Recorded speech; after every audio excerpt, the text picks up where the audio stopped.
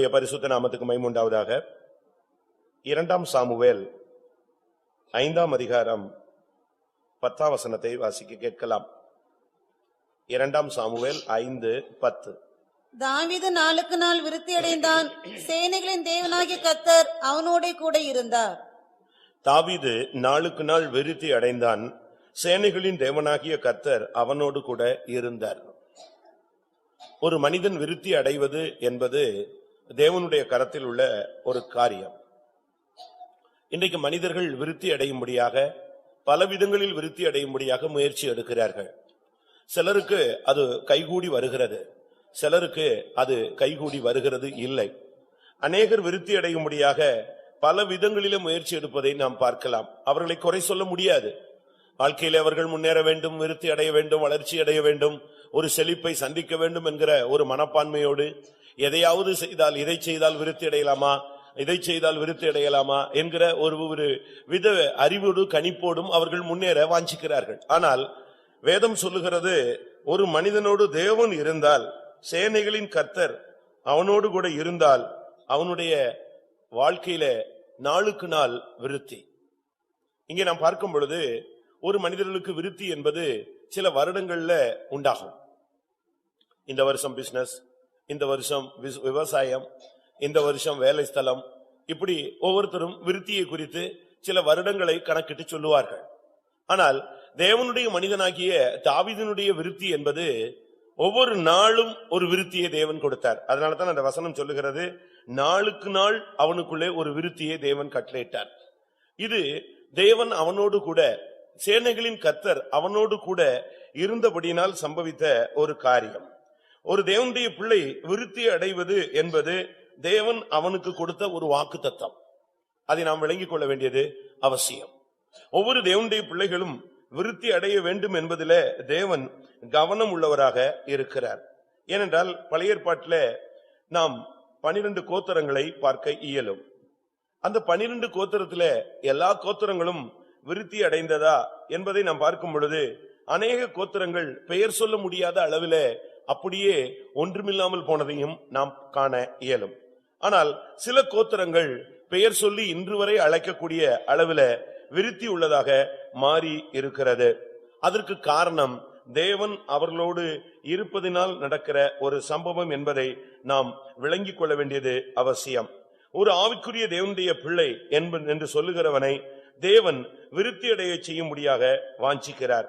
இன்றைக்கு நம்மில் எத்தனை பேருக்குள்ளே ஒரு சரியான விருத்தி இல்லாவிட்டால் ஒரு வளர்ச்சி, இல்லாவிட்டால் ஒரு முன்னேற்றம், இல்லாவிட்டால் ஒரு செழிப்பு, இல்லாவிட்டால் நாம் செய்கிறது வாய்க்கிற அனுபவங்கள் இருக்கிறது என்பதை நாம் கண்ணோக்கி பார்க்கும் பொழுது, ஏழையா இருக்கிறவன் ஏழையாகவே இருக்கிறான், பணக்காரனா இருக்கிறவன் பணக்காரன் ஆகிக்கொண்டே இருக்கிறான், மிடில் கிளாஸ்ல இருக்கிறவர்கள் மிடில் கிளாஸ்லயே இருக்கிறார்கள். ஆனால் வேதம் நமக்கு கொடுக்கக்கூடிய பாடம் என்ன? தாவீதை கர்த்தர் நாளுக்கு நாள் விருத்தி அடைய வைத்தார். அதற்கு வேதம் அழகாக ஒரு காரணத்தை சுட்டி காட்டுகிறது, தேவன் அவனோடு கூட இருந்தார். ஒரு மனிதனோடு தேவன் இருப்பாரானால் அவனுடைய விருத்தி என்பது பல வருடங்கள் கழித்து அல்ல, ஒவ்வொரு நாளும் அவனுக்குள்ளே ஒரு விருத்தி உள்ள ஒரு அனுபவம் உண்டாகும். 1 சாமுவேல் 16ஆம் அதிகாரத்திலே பார்க்கும் பொழுது 18ஆம் வசனத்தை பார்க்கும் பொழுது, அப்பொழுது அந்த வேலைக்காரரில் ஒருவன் பிரதியுத்தரமாக, இதோ பெத்லகேமியனாகிய ஈசாயின் குமாரன் ஒருவனை கண்டிருக்கிறேன், அவன் வாசிப்பதில் தேறினவன், அவன் பராக்கிரமசாலி, யுத்த வீரன், காரிய சமர்த்தன், சௌந்தரியம் உள்ளவன், கர்த்தர் அவனோட கூட இருக்கிறார் என்றான். பாருங்க, அவனுடைய குவாலிபிகேஷனை சொல்லிட்டே வர்றான். தாவீதினுடைய தகுதிகள், நான் ஈசாயின் குமாரன் ஒருவனை கண்டிருக்கிறேன், அவன் வாசிப்பதில் தேறினவன், அதாவது சுரமண்டல வாசிக்கிறதுல அவன் தேறின ஒரு ஆள், அவன் பராக்கிரமசாலி, யுத்த வீரன், காரிய சமர்த்தன், சௌந்தரியம் உள்ளவன். இதெல்லாம் சொல்லிட்டு இதெல்லாம் தாங்கி கொண்டிருக்கிற ஒரு சக்தி எது? கர்த்தர் அவனோடு கூட இருக்கிறார். இதுதான் நம்முடைய வாழ்க்கையில ரொம்ப முக்கியம்.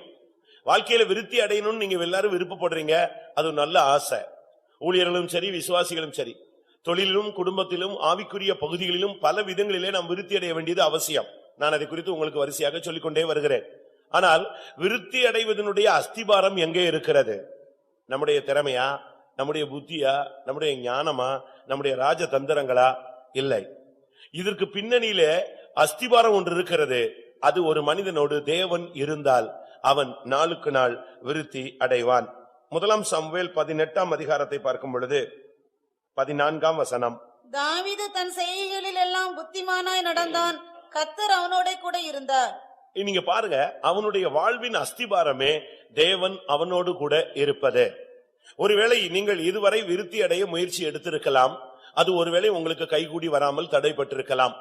ஒருவேளை உங்களுடைய புத்தி, உங்களுடைய யுக்தி, உங்களுடைய திறமை, உங்களுடைய சாமர்த்தியங்கள், உங்களுடைய செல்வாக்குகளை நீங்கள் பயன்படுத்தி விருத்தி அடைய நீங்கள் முயற்சி எடுத்தும் ஒருவேளை அது உங்களுக்கு கை கொடுக்காமல் இருந்திருந்தால், இன்றையிலிருந்து தேவன் உங்களோடு கூட இருக்கிற ஒரு வாழ்வை நீங்கள் பயிற்சிவித்து பாருங்கள். தேவன் உங்களோடு கூட இருந்தால், கர்த்தர் ஒரு மனிதனோடு கூட இருந்தால், நிச்சயமாகவே அவனுடைய வாழ்க்கையில ஒரு விருத்தி உண்டாகும் என்பது சத்தியம். சங்கீதம் 23 நமக்கு எல்லாருக்கும் தெரிந்த ஒரு சத்தியம், ஒரு சங்கீதம். அங்கேயும் தேவன் தன்னோடு கூட இருக்கிறதை அவன் அழகாக சொல்லுகிறதை நாம் பார்க்க முடியும். சங்கீதம் 23 4. நான் மரண இருளின் பள்ளத்தாக்கிலே நடந்தாலும் பொல்லாப்புக்கு பயப்படேன், தேவரீர் என்னோட கூட இருக்கிறீர். தேவரீர் என்னோடு கூட இருக்கிறீர். ஆண்டவர் அவனோடு கூட இருந்ததை அவன் அனுபவித்தான், அவன் வாழ்விலே கண்டான், அவன் வாழ்விலே அதை பயிற்சிவித்தான். ஏனென்றால் அவன் போன பாதையில அவனுடைய தாய் தகப்பன் அவனுக்கு உதவி செய்ய முடியாது, அவனுடைய உடன் பிறந்தவர்கள் அவனுக்கு உதவி செய்ய இயலாது. ஏனென்றால் சவுலுக்கு விரோதமான ஒரு ஆளாக அவன் மாறிவிட்டான். சவுல் அவனை காய்மகாரமாக பார்த்து விட்டான். தேசத்துல சர்வசக்தி படைத்தவன் சவுல். ஏனென்றால் அவனுக்கு கண்களுக்கு மறைவாக இவன் போக முடியாது. அப்படி இருக்க வேண்டுமானால் அவன் அந்நிய தேசத்தில் தான் போய் இருக்க வேண்டும். அப்படி ஒரு வல்லமை பொருந்திய ஒரு ராஜா இவனை ஒரு தெள்ளு பூஜை, ஒரு செத்த நாயை வேட்டையாடுகிறது போல வேட்டையாடி கொண்டிருக்கிறான். இவைகளுக்கு மத்தியிலே இவன் நிலை பெற வேண்டுமானால், இவன் விருத்தி அடைய வேண்டுமானால், நாளுக்கு நாள் அவனுக்கு முன்னேற்றம் உண்டாக வேண்டுமானால், ஒரே ஒரு வழி, அவனோடு தேவன் கூட இருக்க வேண்டும். பிரியமானவர்களே, இன்றையிலிருந்து உங்களுடைய தொழிலில் ஆண்டவர் கூட இருக்கும்படியாக பார்த்துக் கொள்ளுங்கள். உங்களுடைய குடும்ப வாழ்வில் ஆண்டவர் கூட இருக்கும்படியாக பார்த்துக் கொள்ளுங்கள். உங்களுடைய ஊழியத்தின் பகுதிகளிலே தேவன் கூட இருக்கும்படியாக நீங்கள் பார்த்துக் கொள்ளுங்கள். அவர் கூட இல்லாத பட்சத்தில் நம்முடைய வாழ்க்கையில தடுமாற்றங்களும் தோல்விகளும் இல்லாவிட்டால் இழப்புகளும் இல்லாவிட்டால் நஷ்டங்களும் இல்லாவிட்டால் குறைவுகளும் நமக்கு அனுமதிக்கப்படுவது சத்தியம். அது ஒரு சாத்தியமான ஒரு காரியம். தேவன் நம்மோடு கூட இருந்தால் நாம் ஒருபோதும் நாம் தாழ்ச்சி அடைவதில்லை. கர்த்தர் என் மேய்ப்பராய் இருக்கிறார், நான் தாழ்ச்சி அடையேன். ஆண்டவர் நம்மோடு கூட இருந்து நம்மை பராமரித்து, நம்மை பாதுகாத்து, நம்மை வழிநடத்தி, நமக்கு ஆலோசனை கர்த்தராக நம்மோடு கூட இருக்கும் பொழுது நம்முடைய வாழ்க்கை ஒவ்வொரு நாளும் விருத்தி அடையக்கூடிய ஒரு வாழ்வாய் மாறுகிறது. ஒரு தேவனுடைய பிள்ளை விருத்தி அடைந்தான் என்று சொன்னால், நீங்கள் அதை வேதத்தில் நீங்கள் படித்து பார்த்தால் தெரியும். அவனுடைய விருத்தி என்பது, நாளுக்கு நாள் விருத்தி என்பது, அவனுடைய தேசம் விரிவடைந்து கொண்டே வந்தது. நீங்க முழு பைபிளையும் படிச்சு பாருங்க, தாவீது ஒரு யுத்தத்திலும் தோல்வியை சந்தித்ததே கிடையாது. எந்த யுத்தத்துக்கு அவன் போனாலும் சரி, இல்லாவிட்டால் அவனுடைய பெயரை சொல்லி யோவாப் போனாலும் சரி, ஒரு யுத்தம் நடந்தது. அது ஒரு பெரிய யுத்தம். ரப்பா என்கிற இடத்துல ஒரு யுத்தம் நடந்தது. தாவீது அந்த யுத்தத்துக்கு போகவில்லை, யோவாபை அனுப்பிவிட்டான். அங்கே ஜெயம் கிடைக்கிறது. கடைசி நேரம், இன்னும் கொஞ்ச நேரத்துல ராஜா சிக்க போகிறான். அந்த கடைசி நேரத்துல யோவாப் ஆளை விட்டு தாவீதை அழைத்து வர சொன்னான். தாவீது கேட்டான், என்ன விஷயம், இந்த கடைசி நேரத்துல என்னை கூப்பிட்டு இருக்கிறானே, யோவாப் ஏன் கூப்பிடுறான்? அப்ப அவன் ஓலையில எழுதி விட்டான், நீர் வாரும். யோவாப் ஜெயித்தேன் என்று சொல்லக்கூடாது, தாவீது ஜெயித்தான் என்று என்ன செய்யணும், சொல்ல வேண்டும். அப்படினால நீங்க வாங்கன்னு சொன்னான். தாவீது இங்க இருந்து புறப்பட்டு போனா, அந்த ராஜாவை பிடித்து அவன் தலையில இருந்த கிரீடத்தை எடுத்து, அந்த பொற்கிரீடத்தை எடுத்து தாவீதின் தலையில யோவாப் வைத்தான். காரணம், அவனுடைய யுத்தங்களில் அவன் தோற்று போனதே கிடையாது. அதனால்தான் இந்த இடத்துல வேதம் சொல்லுகிறது, 2 சாமுவேல் 5 அதிகாரத்துல, தாவீது நாளுக்கு நாள் விருத்தி அடைந்தான் சொன்னா, அவனுடைய தேசம் சத்துருக்கள் கையிலிருந்து சிக்கிக்கொண்டே வருகிறது. அவனுடைய தேசம் விசாலமாகிக் கொண்டே போனது. அவனுடைய யுத்தங்களில் அவன் ஜெயித்துக் கொண்டே வந்தான். அருமையானவர்களே, வாழ்க்கை ஒரு யுத்தம்.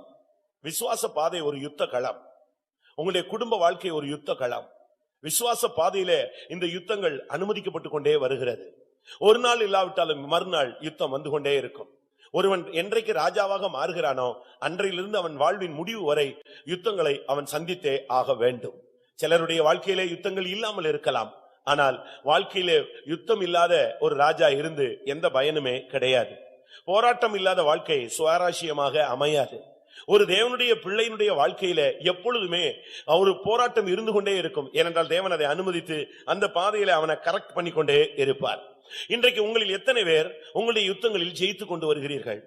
எத்தனை பேர் உங்களுடைய வாழ்க்கையில விருத்தியை சந்தித்துக் கொண்டு வருகிறீர்கள்? இன்றைக்கு விருத்தி அடைதல் என்பது எதினாலே நமக்குள்ளே உண்டாகிறது என்றால் தேவனால் உண்டாகிறது. ஒரு தேவனுடைய பிள்ளை உங்களுடைய வாழ்க்கையில உள்ள யுத்தங்களில் நீங்கள் தோற்று போனால் நீங்கள் விருத்தி அடையவில்லை என்று அர்த்தம். ஒரு ராஜா தோற்றுட்டான்னா என்ன அர்த்தம்? அவனுடைய ராஜ்யத்துல ஒரு பகுதியை இழந்துட்டான்னு அர்த்தம். அதுதான் தோல்வியினுடைய அடையாளம். இல்லாவிட்டால் ராஜ்யத்துல ஒரு பகுதியை கப்பம் கட்டுறான்னு அர்த்தம். நான் வேணா கண்ட்ரோல்ல இருந்துக்கிறேன், உங்களுக்கு எவ்வளவு தேவையோ அதை கொடுத்துறேன், அந்த அளவுக்கு அவன் தன்னுடைய ராஜ்யத்தின் மேன்மையை விட்டு கொடுக்கக்கூடியவனாக இருப்பான். ஆனால் ஒரு மனிதன் விருத்தி அடைகிறான் என்று சொன்னால் சத்துருவை கீழ்ப்படுத்துகிறான் என்று அர்த்தம். சத்துருவின் ஆளுகைக்குள்ள பகுதியை தன்னுடைய கட்டுப்பாட்டில் எடுத்துக் கொள்கிறான் என்று அர்த்தம். அவன் ஜெயிக்கிறான் என்று அர்த்தம். இன்றைக்கு வாழ்க்கையில் எத்தனை பேர் தோற்று போன நிலவரத்தில் வந்திருக்கிறீர்கள்? ஒரு சுருங்கி போன நிலவரத்தில் எத்தனை பேர் வந்திருக்கிறீர்கள்? இழந்து போன நிலவரத்தில் எத்தனை பேர் வந்திருக்கிறீர்கள்? உங்களுக்கு தெரியும், உங்களை பட்டியலிட சொன்னால் சொல்லுவீங்க, இந்த காரியம் எனக்கு நஷ்டமாயிடுச்சு, இன்னென்ன காரியங்கள் இப்படி இப்படி ஆயிடுச்சுன்னு சொல்லுவீங்க. ஆனா ஒரு ஆவிக்குரிய தேவனுடைய மனுஷன் தான் தோற்று போனதை சொல்ல முடியாது. ஏனென்றால் அவனுக்கு தோல்வி கிடையாது. அவன் விருத்தி அடைந்து கொண்டே வருவான். சவுலின் காலத்தில் இருந்ததை விட தாவீதின் காலத்தில் தேசம் விஸ்தாரமாய் போய்கொண்டே இருந்தது. இன்னொரு பகுதியில பார்க்கும் பொழுது தாவீதை குறித்து நாம் பார்க்கும் பொழுது அவன் முதலாவது தன்னுடைய சகோதரர் மத்தியிலே அபிஷேகம் பண்ணப்பட்டான். வீட்டில் இருக்கும் பொழுது அவனுக்கு அபிஷேகம் கிடைத்தது. இரண்டாவது அவனுக்கு எப்ரோனிலே அபிஷேகம் கிடைத்தது. இரண்டாவது அபிஷேகம். அந்த அபிஷேகம் கிடைக்கும் போது 12 கோத்திரம் அவனுடைய கட்டுப்பாட்டில் வரவில்லை. ஒரே ஒரு கோத்திரம் வந்தது, யூதா கோத்திரத்துக்கு மாத்திரம் அவன் ராஜாவாக இஸ்ரவேலிலே ஒரு எப்ரோனிலே ஒரு குறுநில மன்னன் போல இருந்தான். ஆனால் மறுபடி வேதம் சொல்லுகிறது அவன் எருசலேமில் ராஜாவாக மாறினான். அதற்கு வேதம் சொல்லுகிறது சமஸ்த இஸ்ரவேலின் மேலும் அவன் ராஜாவாக அபிஷேகம் பண்ணப்பட்டான். இப்பொழுது 12 கோத்திரங்களும் அவனுக்கு வசப்பட்டது. அதற்கு பின்பு நடந்த யுத்தங்களில் எல்லாம் அவன் ஜெயித்துக் கொண்டே வந்தான். நாளுக்கு நாள் விருத்தி அடைந்தான். இன்றைக்கு விசுவாச பாதையில நீங்க வந்து எத்தனை வருஷம் ஆயிடுச்சுன்னு பாருங்க. இந்த பைபிளை தூக்கி எத்தனை வருஷம் ஆச்சு? அபிஷேகம் பெற்று எத்தனை வருடம் ஆகிவிட்டது? இந்த உபதேசத்தை கேட்க ஆரம்பித்து எத்தனை வருஷமானது? ஆவியானவர் உங்களை நடத்த ஆரம்பித்து எத்தனை வருஷமானது? கர்த்தர் உன்னோடு பேசி எத்தனை வருஷமானது? இத்தனை வருடங்களில் உங்களுடைய வாழ்வில் உங்களுடைய ஆவிக்குரிய யுத்தங்களில் நீங்கள் விருத்தி அடைந்திருக்கிறீர்களா? இல்லாவிட்டால் நீங்கள் குறுகி போயிருக்கிறீர்களா? உங்களுக்கு தெரியும். ஒருத்தன் ஜெயிச்சிருக்கிறான் தோத்திருக்கிறான் அவனுக்கு தெரியும், மத்தவங்களுக்கு தெரியும்.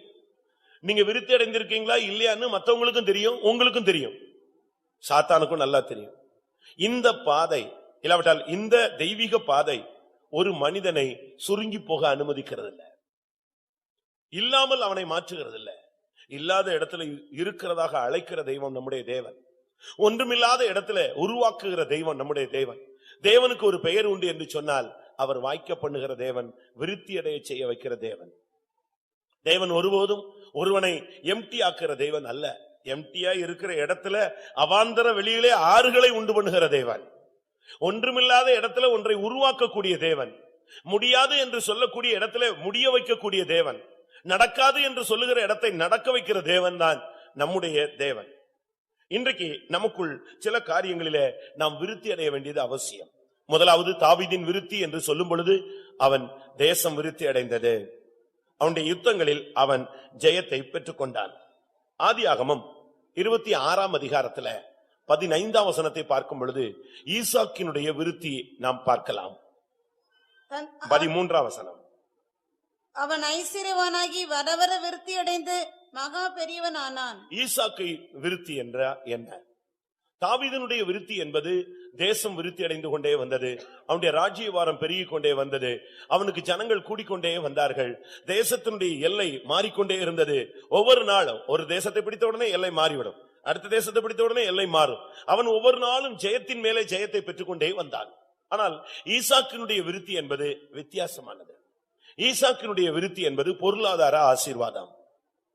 ஒரு தேவனுடைய பிள்ளைக்கு இந்த உலகத்தில் இருக்கிற வரைக்கும் அவனுடைய தேவைகள் சந்திக்கப்பட வேண்டியது அவசியம். அதுக்காக ஒரு தேவனுடைய பிள்ளையை தேவன் ஒவ்வொரு விதங்களிலும் நடத்துகிறார். நீ அடிமையாய் அழைக்கப்பட்டால் அடிமையாயிரு, சுயாதீனாய் அழைக்கப்பட்டால் சுயாதீனாயிரு என்று சொல்லி இருக்கிறார். ஆனால் அதே நேரத்துல ஒரு விசுவாசி கடன் வாங்கி இல்லாவிட்டால் கையேந்தி அப்படித்தான் வாழணும்னு தேவன் அனுமதிக்கிறது இல்ல. நீதிமானுடைய சந்ததி ஒரு துண்டு அப்பத்துக்கு இறந்து திரிகிறதை நான் இதுவரை கண்டதே இல்லை என்று சொல்லுகிறார். ஒரு தேவனுடைய பிள்ளை மற்றவன்கிட்ட இறந்து வாங்கிதான் சாப்பிடணுங்கிறது தேவனுடைய திட்டம் கிடையாது. ஆனா அதே நேரத்துல அவன் ஆசீர்வதிக்கப்பட வேண்டியது தேவனுடைய திட்டமாக இருக்கிறார். நீங்க வேதத்தை நீங்கள் ஆதியாகமம் 26ஆம் அதிகாரத்தை படித்து பார்த்தால் ஆபிரகாமுடைய குலத்தொழில் என்பது மேய்ப்பன், மேய்க்கும் தன்மை. ஆடுகளை மேய்க்கிற ஒரு மேய்ப்பனாகத்தான் கர்த்தர் அவனை கொண்டு வந்தார். ஆனால் இப்பொழுதோ ஈசாக்கு அந்த தொழிலை விட்டு அடுத்த பகுதிக்கு வருகிறார். அதுதான் விவசாயம். அடுத்த பகுதிக்கு அவன் வருகிறதை நாம் பார்க்கலாம். ஒரு தேவனுடைய பிள்ளையை கர்த்தர் அடுத்த ஸ்டெப்புக்கு கொண்டு வர்றத ஒரு பாதையை நீங்கள் விளங்கிக் கொள்ள முடியும். இன்னொரு விதத்துல பார்க்கும் பொழுது ஆதியாகமம் 26ஆம் அதிகாரம் ஒரு பஞ்சத்தை சுட்டி காட்டுகிறது, ஒரு நெருக்கமான சூழ்நிலையை சுட்டி காட்டுகிறது. அந்த நேரத்தில் ஆதியாகமம் 26ஆம் அதிகாரம் 1ஆம் வசனம், ஆபிரகாமின் நாட்களில் உண்டான பஞ்சத்தை அல்லாமல் பின்னும் ஒரு பஞ்சம் தேசத்தில் உண்டாயிற்று. பாத்தீங்களா? ஒரு பஞ்சமான சூழ்நிலையில ஒரு தேவனுடைய பிள்ளையினுடைய வாழ்க்கையை தேவன் எப்படி விருத்தி அடைய வைக்கிறார் தான் நான் இப்ப சொல்ல வர்றேன். ஒரு சிலர் சொல்றாங்க இதுதான் நம்முடைய இதுதான் நம்முடைய தொழில், இதுதான். அப்படி அல்ல. ஒரு காலத்துல நீங்க தாழ்வான தொழில் செய்தவர்கள் இன்னைக்கு நல்ல ஒரு ஸ்டாண்டர்டுக்கு வந்துட்டாங்க. அதே போல தாவீதை பாத்தீங்கன்னு சொன்னா ஒரு காலத்துல மேய்ப்பனா இருந்தான், பிற்காலத்துல அவன் ராஜாவாய் மாறினான். ஈசாக்கினுடைய வாழ்க்கையில அவன் துவக்கம் ஒரு மேய்ப்பனுடைய தொழில். அடுத்து அவனுடைய வாழ்க்கையில ஒரு பெரிய பஞ்சத்தை அவன் சந்தித்தான். தேசமே ஒரு பஞ்சத்துல சந்திக்கும் போது இவனை கர்த்தர் ஒரு இடத்துல கொண்டு வந்து நீ தேசத்துல விதைன்னு சொன்னாரு. அவனை அடுத்த பிசினஸ்க்கு கொண்டு வர்றாரு. ஒரே இதுல நின்னுட்டு எனக்கு வேலை கிடைக்கல, எனக்கு பிசினஸ் வாய்க்கல அப்படி நீங்க நிக்க கூடாது. ஜெபம் பண்ணுங்க. அந்த பஞ்சமான சூழ்நிலையில ஒரு பிரேயரை பண்ணு. கர்த்தர் உன்னை லீட் பண்ணட்டும். கர்த்தர் உன்னை நடத்துவார், ஆனால் உன்னை அருமையாக கொண்டு போவார். ஆண்டவர் ஆதியாகமம் 26:2 வாசிச்சு பாருங்க. கர்த்தர் அவனை லீட் பண்ண ஆரம்பித்தார். கர்த்தர் அவனுக்கு தரிசனமாகி நீ எகிப்துக்கு போகாமல் நான் உனக்கு சொல்லும் தேசத்திலே குடியிரு, இந்த தேசத்திலே வாசம் பண்ணு, நான் உன்னோட கூட இருந்து உன்னை ஆசீர்வதிப்பேன். பாத்தீங்களா எவ்வளவு அருமையா தேவன் அவனோடு பேசுகிறார். ஒரு பஞ்சமான சூழ்நிலை என்ன பண்ணணும்னு அவனுக்கு தெரியல. அப்படி ஆலோசனை இல்லாத ஒரு நேரத்துல தேவனை நோக்கி பார்க்கும் பொழுது கர்த்தர் அவனுக்கு தரிசனமாகிறார். அருமையாக அவனை நடத்த ஆரம்பித்தார். ஒரு தேவனுடைய பிள்ளையை இப்படித்தான் நடத்தணும். எனக்கு தெரிஞ்ச ஒரு சகோதரன் நான் அநேக இடங்கள் அதை சொல்லிட்டு வர்றேன். அவரு ரியல் எஸ்டேட் பண்ணும்போது சில இடங்களை வாங்கி போட்டா நல்ல ரேட்ல போகாது, சில இடத்துல வாங்கி போட்டீங்கன்னா டக்குன்னு ஹை லெவலுக்கு போயிடும். அப்ப நான் அவர்கிட்ட கேட்டேன், ஒண்ணுமில்லாம இந்த பிசினஸ் தொடங்கினே எப்படி வந்தது? அப்ப அவர் சொல்லுவாரு, நான் கொஞ்சம் ஆண்டவருக்குள்ள வந்த பிறகு எல்லாரும் என்னைய ராசி உள்ளவன்னு நினைச்சிட்டாங்க. எல்லாருமே இருந்தாலும் செஞ்சா பிசினஸ் ராசியா இருக்கும். அதனால என்னைய கூப்பிட்டுட்டு டெய்லி காலையில வந்துருவாங்க 4-5 புரோக்கர்ஸ். என்னை எழுதிட்டு போவான். அந்த இடத்த காட்டுவான், இந்த இடத்த காட்டுவான், இந்த இடத்த காட்டுவான், ஒவ்வொரு இடமா காட்டுவாங்க. டெய்லி இதான் என்னுடைய வேலை, இடமா பார்த்துட்டு சுத்திட்டு வர்றது. ஆனா நான் ஜெபிச்சுட்டு போவேன். கர்த்தர் என்கிட்ட பேசுவார்.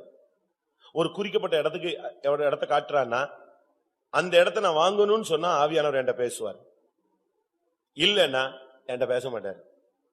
என்னிடத்துல பேசலன்னா நான் அந்த இடத்த கொடுத்து விசாரிக்கவும் மாட்டேன், கண்டுக்கவும் மாட்டேன், போயிட்டே இருப்போம். இப்படி இடமா சுத்திக்கிட்டே இருப்போம்.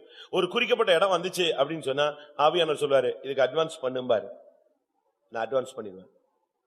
அவ்வளவுதான். கொஞ்ச நாள்ல அது எங்கேயோ போயிடும். இப்படித்தான் நான் தேவனால் ஆசீர்வதிக்கப்பட்டேன். என்னை லீட் பண்ணார். ஒரு காலத்துல அவன் சாப்பாடு இல்லாம இருந்தாள், ஆனா இன்னைக்கு கோடீஸ்வரனா கர்த்தர் மாற்றுகிறார். இங்க பாருங்க, ஒரு பெரிய பஞ்சம், தேசம் முழுவதும் பஞ்சம். கர்த்தர் சொல்றாரு, நான் உனக்கு ஒரு தேசத்தை காட்டுறேன், நீ அங்க போய் வாசம் பண்ணு, அந்த இடத்துல நான் உன்னை ஆசீர்வதிப்பேன். பொருளாதார ஆசீர்வாதம் என்பது நம்முடைய பிரசங்கத்துல கிடையாது, நம்முடைய உபதேசத்திலும் கிடையாது. ஆனா அதே நேரத்துல நீ கடன் வாங்க கூடாது என்பது நம்முடைய உபதேசத்துல இருக்கு. நீ கையேந்த கூடாதுங்கிறது நம்முடைய உபதேசத்துல இருக்கு. நீ ஒரு தேவனுடைய பிள்ளை, நீ போய் ஒரு இந்து மனுஷன் போய் கடன் வாங்கினா அதனுடைய அர்த்தம் என்ன? நீ ஒரு அபிஷேகம் பெற்றவன், நீ போய் ஒரு முஸ்லிம்கிட்ட கடன் வாங்கினா என்ன அர்த்தம்? நீ ஒரு அபிஷேகம் பண்ணப்பட்டவன், நீ ஒரு பெந்தேகோஸ்தேக்காரன், ஒரு பெயர் கிறிஸ்தவன்ட்ட போய் நீ கடன் வாங்கினா என்ன அர்த்தம்? அது தேவ சித்தமா? தேவன் அப்படி அனுமதிக்கிறாரா? நீ போய் மற்றவன்ட்ட கையேந்தணும்னு தேவனுடைய திட்டத்துல வச்சிருக்கிறாரா? இல்ல. நீயோ கடன் கொடுப்பாய், நீ கடன் வாங்காதிருப்பாய். கடன் வாங்குவது ஒரு சாபத்தின் அடையாளம்னு உபாகமத்துல நம்ம வாசிக்க முடியும். கடன் கொடுப்பது ஆசீர்வாதத்தின் அடையாளம் என்பதும் உபாகமம் 28ஆம் அதிகாரத்துல சொல்லப்பட்ட ஒரு வாக்குத்தத்தம். அப்படினால் இதுல இருந்து என்ன விளங்கிக் கொள்றோம்? அந்த பஞ்சத்துல கூட ஈசாக்கை தேவன் ஆசீர்வதித்தார். அதான் முக்கியம். அதுவும் ஒரு பிசினஸ்ல இருக்கிறான், அவனுக்கு தெரிஞ்சது ஆடு மேய்க்கிறது தான். அந்த ஆடு குட்டி போட்டா அதை எப்படி பராமரிக்கணும், அது காயப்பட்டா அதை எப்படி கட்டணும், அது பலவீனமா இருந்தா அதை எப்படி சுமக்கணும், அதுக்கு எப்படி ஆகாரம் கொடுக்கணும், எப்படி தண்ணி காட்டணும், எப்படி பாதுகாக்கணும், இதுதான் அவனுக்கு தெரியும். அவன் கையில ஒரு கோலும் தடியும் வச்சுக்கிட்டு தான் சுத்திக்கிட்டு இருந்தான். ஆனா கர்த்தர் அவனை ஆசீர்வதிக்க சித்தம் கொண்ட பொழுது அடுத்த ஸ்டெப் கொண்டு வந்தார், விவசாயத்துக்குள்ள கொண்டு வந்தார். அங்க கொண்டு வந்த பொழுது அவன் அந்த தேசத்துல விதை விதைத்தான். ஆதியாகமம் 26ஆம் அதிகாரத்துல 12ஆம் வசனம். ஈசாக்கு அந்த தேசத்தில் விதை விதைத்தான், கர்த்தர் அவனை ஆசீர்வதித்ததினால் அந்த வருஷத்தில் 100 மடங்கு பலன் அடைந்தான். ஒருவேளை இது பைபிள்ல கதை மாதிரி உங்களுக்கு தெரியும். 100 மடங்கு ஆசீர்வதிக்கப்பட முடியுமா அப்படிங்கிறது ஒரு கொஸ்டின். பைபிள்ல சொல்லி இருக்கிறது 2 மடங்கு ஆசீர்வாதம் பைபிள்ல சொல்லி இருக்கு. 10 மடங்கு ஆசீர்வாதம் பைபிள்ல சொல்லி இருக்கு. 1000 மடங்கு ஆசீர்வாதம், 100 மடங்கு ஆசீர்வாதம் பைபிள்ல சொல்லி இருக்கு. 1000 மடங்கு ஆசீர்வாதம் பைபிள்ல சொல்லி இருக்கு. அதோட முடிஞ்சுதா? எங்கள் சகோதரியே நீ கோடா கோடியாய் பெருகுவாயாக. நான் இப்போ ஒரு சகோதரனை பத்தி உங்களுக்கு சொன்னேன், ரியல் எஸ்டேட்டை பத்தி. அவர்கிட்ட ஒரு ஆள் வந்து சொன்னாரா, ஒரு 18 ஏக்கர் இடம் இருக்கு, ரொம்ப ரேட் கம்மியா இருக்கு, வாங்கிக்கிறீங்களான்னு. இவர் சொன்னாரா, அது கிடக்கிற காட்டுல நான் போய் அது எதுக்கு, நான் யாரு போய் அதை பராமரிக்க முடியும்னாரா. இல்ல வாங்கிக்கோங்க, 4 இருக்கு வாங்கிக்கோன்னு சொன்னாரா. நான் சொல்றது கதை இல்ல, சம்பவம். என்ன நடந்துச்சு? சரி, எல்லாரும் ரொம்ப டார்ச்சர் கொடுக்கறாங்க, ஆண்டவரும் சொன்னாராம் சரி வாங்கி போடுங்க. ஒரு தூண்டுதல் கிடைச்சது, ஓகேன்ட்டு வாங்கிட்டேன். 18 ஏக்கர் திண்டிவனம் பக்கத்துல ஒரு 4 எங்கேயோ, அது மனுஷன் நடமாட்டம் இல்லாத ஒரு இடம். சரி ஏதோ வாங்கி போடலான்னு வாங்கி போட்டேன். என்ன நடந்துச்சு தெரியுமா? வாங்கி போட்டதுதான். அதாவது 100 மடங்கு ஆசீர்வாதங்கிறதுக்கு உங்களுக்கு ஒரு எக்ஸாம்பிள் சொல்றேன். வாங்கி போட்டது 18 ஏக்கரும் 18 லட்சம்.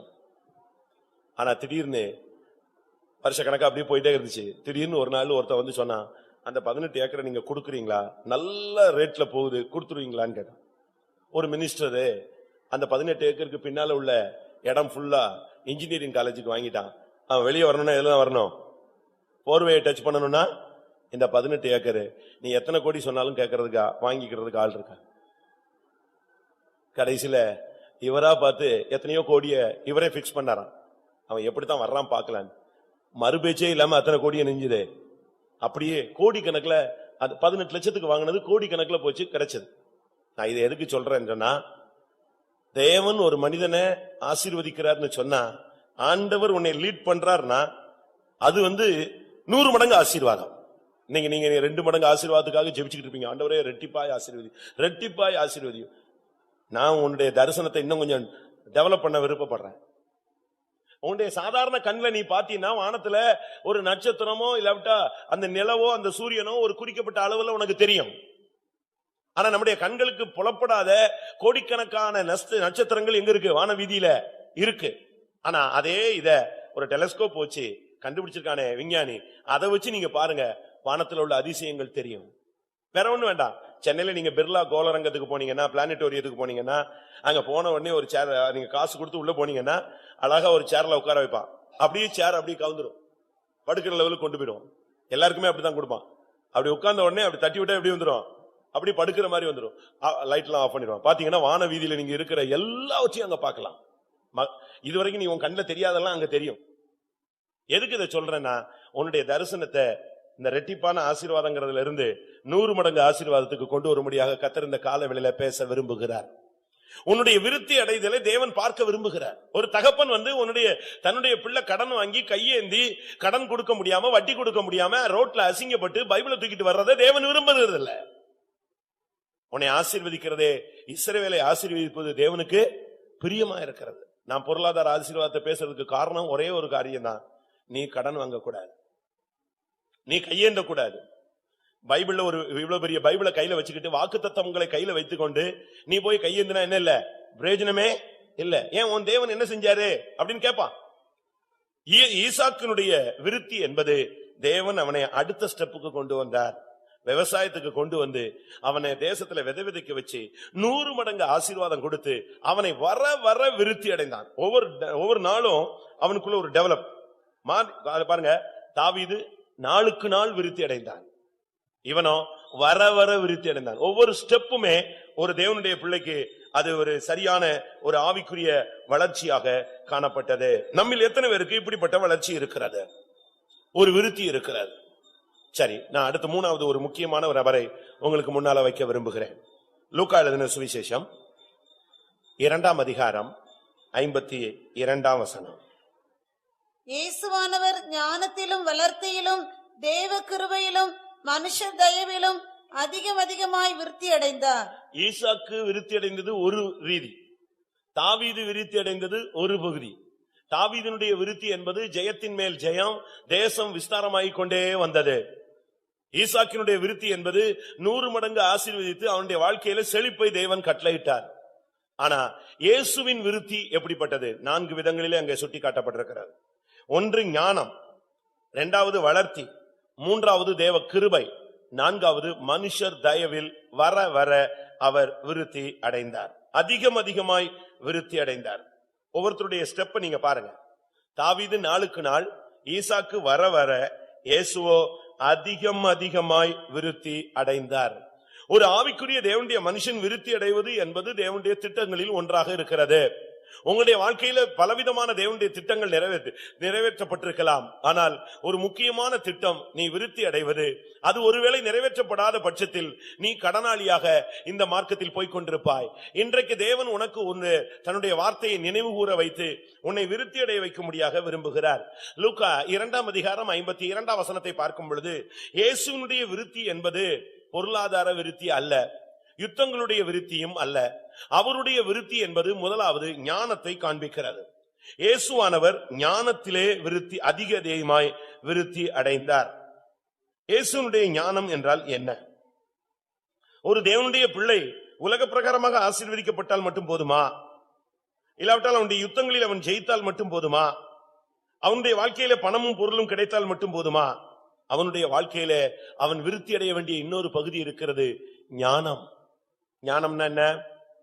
படிக்கிற ஞானமா, கம்ப்யூட்டர் அறிவா, விஞ்ஞான அறிவா, இல்லாவிட்ட எந்த ஞானம் நமக்கு தேவை? விஞ்ஞானம் அவசியமா, மெய்ஞானம் அவசியமா? வேதம் சொல்லுகிறது, அவர் தன்னுடைய பிள்ளைகளுக்கென்று மெய்ஞானத்தை வைத்திருக்கிறார். நீதிமொழிகள் 2ஆம் அதிகாரம் 7ஆம் வசனம். அவர் நீதிமான்களுக்கென்று மெய்ஞானத்தை வைத்திருக்கிறார். நமக்கு விஞ்ஞானம் முக்கியம் அல்ல, நமக்கு மெய்ஞானம் முக்கியம். அந்த மெய்ஞானம்னா என்ன? நமக்கு சாதாரணமா எல்லாருக்கும் தெரிஞ்ச வசனம், கர்த்தருக்கு பயப்படுதல் ஞானத்தின் ஆரம்பம். அது நமக்கு எல்லாருக்கும் தெரிஞ்ச பகுதி. ஆனா பைபிள் சுட்டி காட்டுகிற ஞானம்னா என்ன? பைபிள் சுட்டி காட்டுகிற ஞானம் என்ன? பிரசங்கியின் புஸ்தகத்தை நீங்க படிச்சு பாத்தீங்கன்னா, இல்லாவிட்டால் நீதிமொழிகளை நீங்க படிச்சு பாத்தீங்கன்னா, அங்கே இந்த ஞானத்தினுடைய மேன்மையான தன்மைகள் அழகாக சொல்லி இருக்கிறது.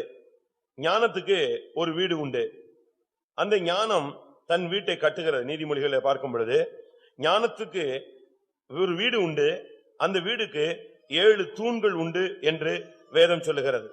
ஞானம் தன் வீட்டை கட்டி, 9ஆம் நீதிமொழிகள் 9ஆம் அதிகாரம் முதல் 2 வசனங்கள். ஞானம் தன் வீட்டை கட்டி தன் 7 தூண்களையும் சித்திரம் தீர்த்து. ஞானத்துக்கு ஒரு வீடு உண்டு, ஞானம் தன்னுடைய வீட்டை கட்டினது. ஞானம் தன் வீட்டை கட்டினது, அது தன் 7 தூண்களை சித்திரம் தீர்த்தது. அந்த ஞானத்தினுடைய வீட்டுக்கு 7 தூண் இருக்கு. நீங்க பாத்தீங்கன்னா 7 தூண் வச்சு யாரும் கட்ட மாட்டாங்க. ஒன்னு 6ல கட்டுவா, இல்லாட்ட 8ல கட்டுவா, இல்லாட்ட 2, 10 இப்படி இரட்டைப்படையில தான் கட்டுவாங்க. ஆனா இங்கே சொல்லி இருக்கிறது, ஞானத்துக்கு 7 தூண்கள், அந்த 7 தூண்களை வைத்து தன் வீட்டை அழகாக கட்டினதுன்னு சொல்லி சித்திரம் தீர்த்தது.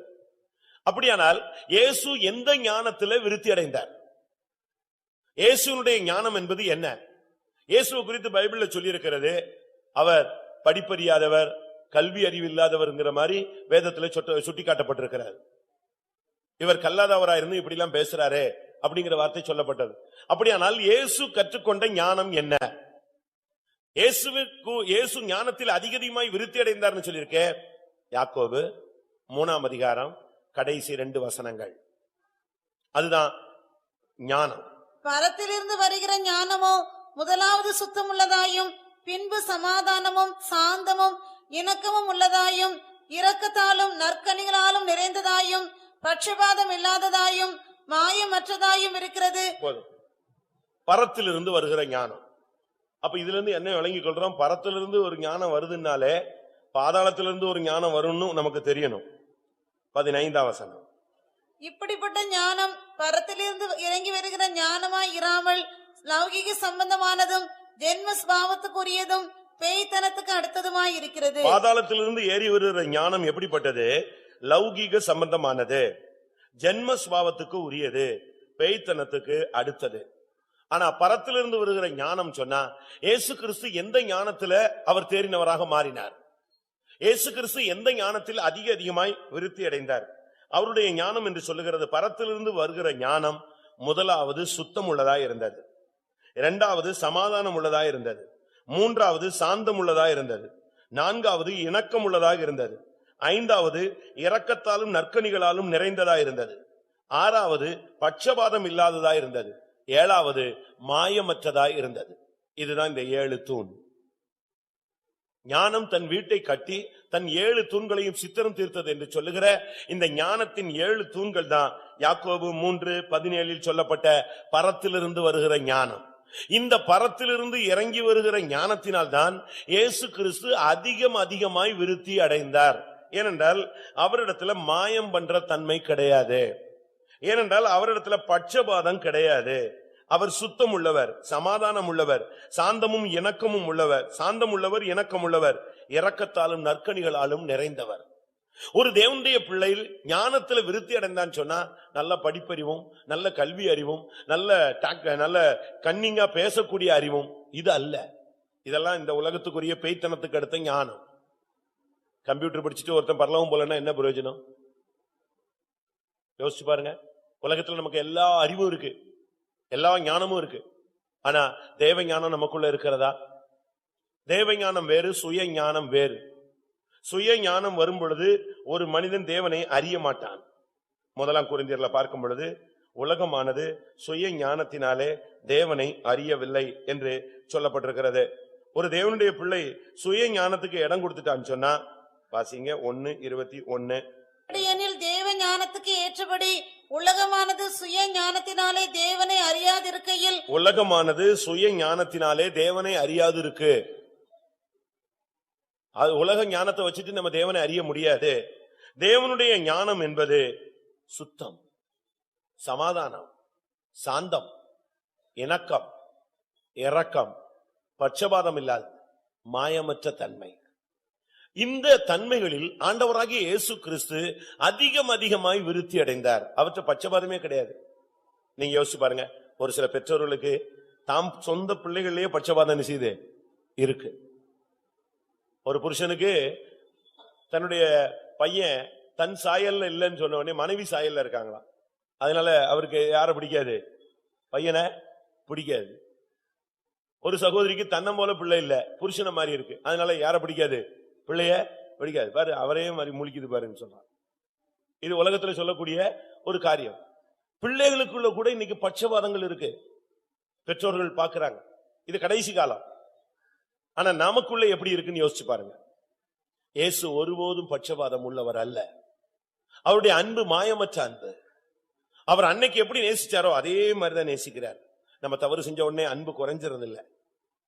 அவருடைய கோபம், அவருடைய வைராக்கியம் கூடுமே தவிர, அவருடைய வேதனை கூடுமே தவிர, அவருடைய அன்பு ஒருபோதும் என்ன செய்யாது? குறையவே குறையாது. இயேசுவின் ஞானம் என்பது சுத்தம், சமாதானம், இணக்கம், சாந்தம், இரக்கம். இதெல்லாம் நமக்குள்ள இருக்கா? நம்ம எதெல்லாமும் விருத்தி அடையணும்னு நினைக்கிறோம். எல்லாத்தையும் ஜெயிச்சிடணும், நல்லது. ஆசீர்வதிக்கப்பட்டணும், நல்லது. ஆனா எல்லாவற்றுக்கும் மேலான கிறிஸ்துவின் சுபாவங்கள் நமக்கு அவசியம். பரத்திலிருந்து வருகிற ஞானத்துல நாம் அதிகமாய் விருத்தி அடைய வேண்டிய ஒரு காலகட்டத்தில் நாம் காணப்படுகிறோம். இரண்டாவதாக இயேசு கிறிஸ்து ஒன்று ஞானத்திலும் இரண்டாவது வளர்த்தியிலும் அதிகமாய் விருத்தி அடைந்தார். வளர்த்தினா என்ன? அவர் பாட்டுக்கு வளர்ந்துகிட்டே போயிட்டு இருந்தாரா? வானத்துக்கும் பூமிக்கும் வளர்ச்சிட்டு வளர்த்தினா என்ன? அவருடைய விருத்தியினுடைய வளர்த்தியினுடைய விருத்தின்னு சொன்னா எப்படி? ஞானத்திலும் வளர்த்தியிலும் அவர் அதிகமாய் விருத்தி அடைந்தார்னா அவர் பாட்டுக்கு ஜெய்சாண்டிகா வளர்ந்துகிட்டே போய்கிட்டு இருந்தாரா? பைபிள்ல சொல்லி இருக்கிறது கோலியாத்தினுடைய உயரம் இன்னொரு ராஜாவினுடைய கட்டிலுடைய அளவு நெஞ்சிருக்கு, அது எத்தனையோ அடி நீளம். அவ்வளவு பெரிய ராட்சசர்கள் பூமியில் இருந்தார்கள். இயேசு கிறிஸ்து அப்படி அல்ல. அவருடைய வளர்ச்சி என்பது என்ன? ஒரு தேவனுடைய பிள்ளை நம்முடைய வளர்ச்சியை நம்ம பார்க்கணும். சிம்சோனை குறித்து பைபிள்ல சொல்லி இருக்கிறது, அவன் வளர்ந்தான், கர்த்தர் அவனை ஆசீர்வதித்தார். சாமுவேலை குறித்து சொல்லி இருக்கிறது, அவன் வளர்ந்த இடம் கர்த்தருடைய சந்நிதியில் அவன் வளர்ந்தான். இப்படித்தான் அவனை குறித்து சொல்லி இருக்கிறது. நீதிமான் பனையை போல செழித்து கேதுருவை போல வளருவான். அப்படின்னா நீதிமான் 35 அடி உயரம் வளர்ந்துருவானா? அப்படி அல்ல, அவனுடைய ஆவிக்குரிய வளர்ச்சியை சுட்டி காட்டுகிறது. இயேசு கிறிஸ்து வளர்ச்சியில அதிகமாய் விருத்தி அடைந்தார்னு சொன்னா 1 பேதுரு 2 அதிகாரம் 3 வசனம். நீங்கள் வளரும்படி புதிதாய் பிறந்த குழந்தைகளைப் போல திருவசனமாகிய கலங்கமில்லாத ஞானப்பாலின் மேல் வாஞ்சியாயிருங்கள். அவர் வளர்ந்தார்னு சொன்னா வசனத்துலதான் நல்லா வளர்ந்து கொண்டே இருந்தார். வசனத்தை அறிகிற அறிவு. நீங்க பாருங்க, பிசாசு அவர்கிட்ட வசனத்தை வச்சே பேசினான். பிசாசு பேசினது எதை வச்சுதான் பேசினான்? அவன் பேசினது லா பாயிண்ட்ல தான் பேசினான். இந்த கல்லுகள் அப்பமாகும்படி சொல்லும். எவ்வளவு அருமையானது! நீர் தாழ குதியும், உம்முடைய தூதர்கள் தங்களுடைய கரங்களில் உங்களை ஏந்தி கொண்டு போவார்கள். எவ்வளவு எல்லாம் வசனம் தான். உடனே இயேசு அதுக்கு அடுத்த வசனம் ஆணி அடிக்கிறார். அவனுக்கு திருப்பி அவன் நெற்றிலே என்ன செய்யறாரு? ஆணிய அடிச்சாரு. அதோட அவன் தோற்று போனான். வசனத்துல நாம் புதிதாக பிறந்த குழந்தைகளைப் போல வளரும்படி அவருடைய திருவசனமாகிய ஞானப்பாலாகிய அந்த வசனத்தின் மேல வாஞ்சியா இருந்தாதான் நமக்குள்ள வளர்ச்சி உண்டாகும். இன்னைக்கு காலைல பைபிள் படிச்சீங்களா? இன்னும் 18 மணி நேரம் இருக்கு. எப்படினாலும் இன்னைக்குள்ள நெஞ்சிருவோம், வாசிச்சிருவோம். அப்படியா? இல்ல, வசனம் நீங்க காலண்டர் கொடுத்திருக்கீங்க, தங்க வசன காலண்டர். அதனால வரும்போது எதை படிச்சுட்டு வந்துட்டேன். ஒரு சிலருக்கு இப்படிலாம் அது அவங்களுடைய விசுவாசம் வளருது. சரி, அப்படி வச்சுக்கலாம். ஒருத்தர் சொன்னாரு, ஆட்டோல திடீர்னு பார்த்தேன், என்கிட்ட பேசணும் வசனம் நெஞ்சிருச்சு, அதுல ஒட்டி இருந்துச்சு. சரி, பரவாயில்ல. உட்கார்ந்தேன், பக்கத்துல இருக்கிற ஆள் பைபிள் மேல ஒரு ஸ்டிக்கர் இருந்துச்சு, அதுவும் என்ன பேசின அதே வசனம். பரவாயில்ல. ஒருவேளை உன்னுடைய வளர்ச்சிக்கு ஏற்ற வண்ணமாக உன்னைய பூஸ்ட் பண்றதுக்கு கர்த்தர் ஒவ்வொரு விதத்துல என்ன செய்வாரு? உன்னைய நடத்துவார். ஆனா வளரணும், ஆவிக்குரிய ஜீவித்துல வளரணும்னா நமக்கு வசனம் தேவை. இந்த வசனத்தை நீங்க பழக்கணும். வசனத்துலதான் நீங்க ஆராய்ச்சி பண்ணணும். வேத வாக்கியங்கள் இவ்விதமாய் இருக்கிறதா என்று அவர்கள் ஆராய்ந்து பார்த்ததினால் நற்குணசாலிகளாய் மாறினார்கள். கேரக்டர் மாறணும்னா பைபிள் படி. சுவாவம் உருவாக்கப்படணும்னா பைபிள் படி. வாழ்க்கையில சுவாவத்துல மாற்றம் உண்டாகணும், நல்ல ஒரு தெய்வீகம் உண்டாகணும்னு எப்போ நீங்க விரும்புறீங்களோ அன்னைக்கு நீங்க உட்கார்ந்து பைபிள் படிங்க. அப்போஸ்தலர் நடபடிகள்ல நீங்கள் அந்த வார்த்தையை பார்க்கலாம். 16-11. அந்த பட்டணத்தார் மனோவாஞ்சியாய் வசனத்தை ஏற்றுக்கொண்டு காரியங்கள் இப்படி இருக்கிறதா என்று தினந்தோறும் வேத வாக்கியங்களை ஆராய்ந்து பார்த்ததினால் தெசலோனிக்கேயில் உள்ளவர்களை பார்க்கிலும் நற்குணசாலிகளாய் இருந்தார்கள். அப்போஸ்தலர் 17-11 இந்த வார்த்தை சொல்லப்பட்டிருக்கிறது. காரியங்கள் இப்படி இருக்கிறதா? முதலாவது வசனத்தை ஏற்றுக்கொள்ளுங்கள், மனோவாஞ்சியா ஏற்றுக்கொள்ளுங்கள். நீங்கள் வளரும்படி நீங்கள் வசனத்தின் மேல ஒரு தாகம் உண்டாகும். அப்பதான் உங்களுக்குள்ள ஒரு ஆவிக்குரிய வளர்ச்சி உண்டாகும். பைபிள் ரீட் பண்ணுங்க. புரியுதையா? புரியாட்ட பரவாயில்ல. உங்களுக்கு லேவிய ரகமும் புரியாது, யாத்ராகமத்துல பாதி புரியாது, என்னாகமத்துல ஒரு அளவு என்ன செய்யாது, புரியாது. மற்றதெல்லாம் உங்களுக்கு நல்லா புரியும். புரியுற பகுதிகள் எல்லாம் நல்லா படிங்க. புரியாத பகுதியில ஒரு தரம் வாசிச்சு விடுங்க. ஆனா ஒவ்வொன்றுக்குள்ளும் ஒரு ஆழமான சத்தியம் இருக்கிறார். அதை நீங்க விளங்கி கொள்ளணும். சில வசனங்கள் படிக்கும்போது உங்களுக்கு புரியாது. நீங்க என்ன செய்யணும்? அதுக்கு ஒரு ஜெபம் பண்ணணும். என்ன வசனம்? 119 சங்கீதத்துல தாவீது ஒரு ஜெபம் பண்றான்.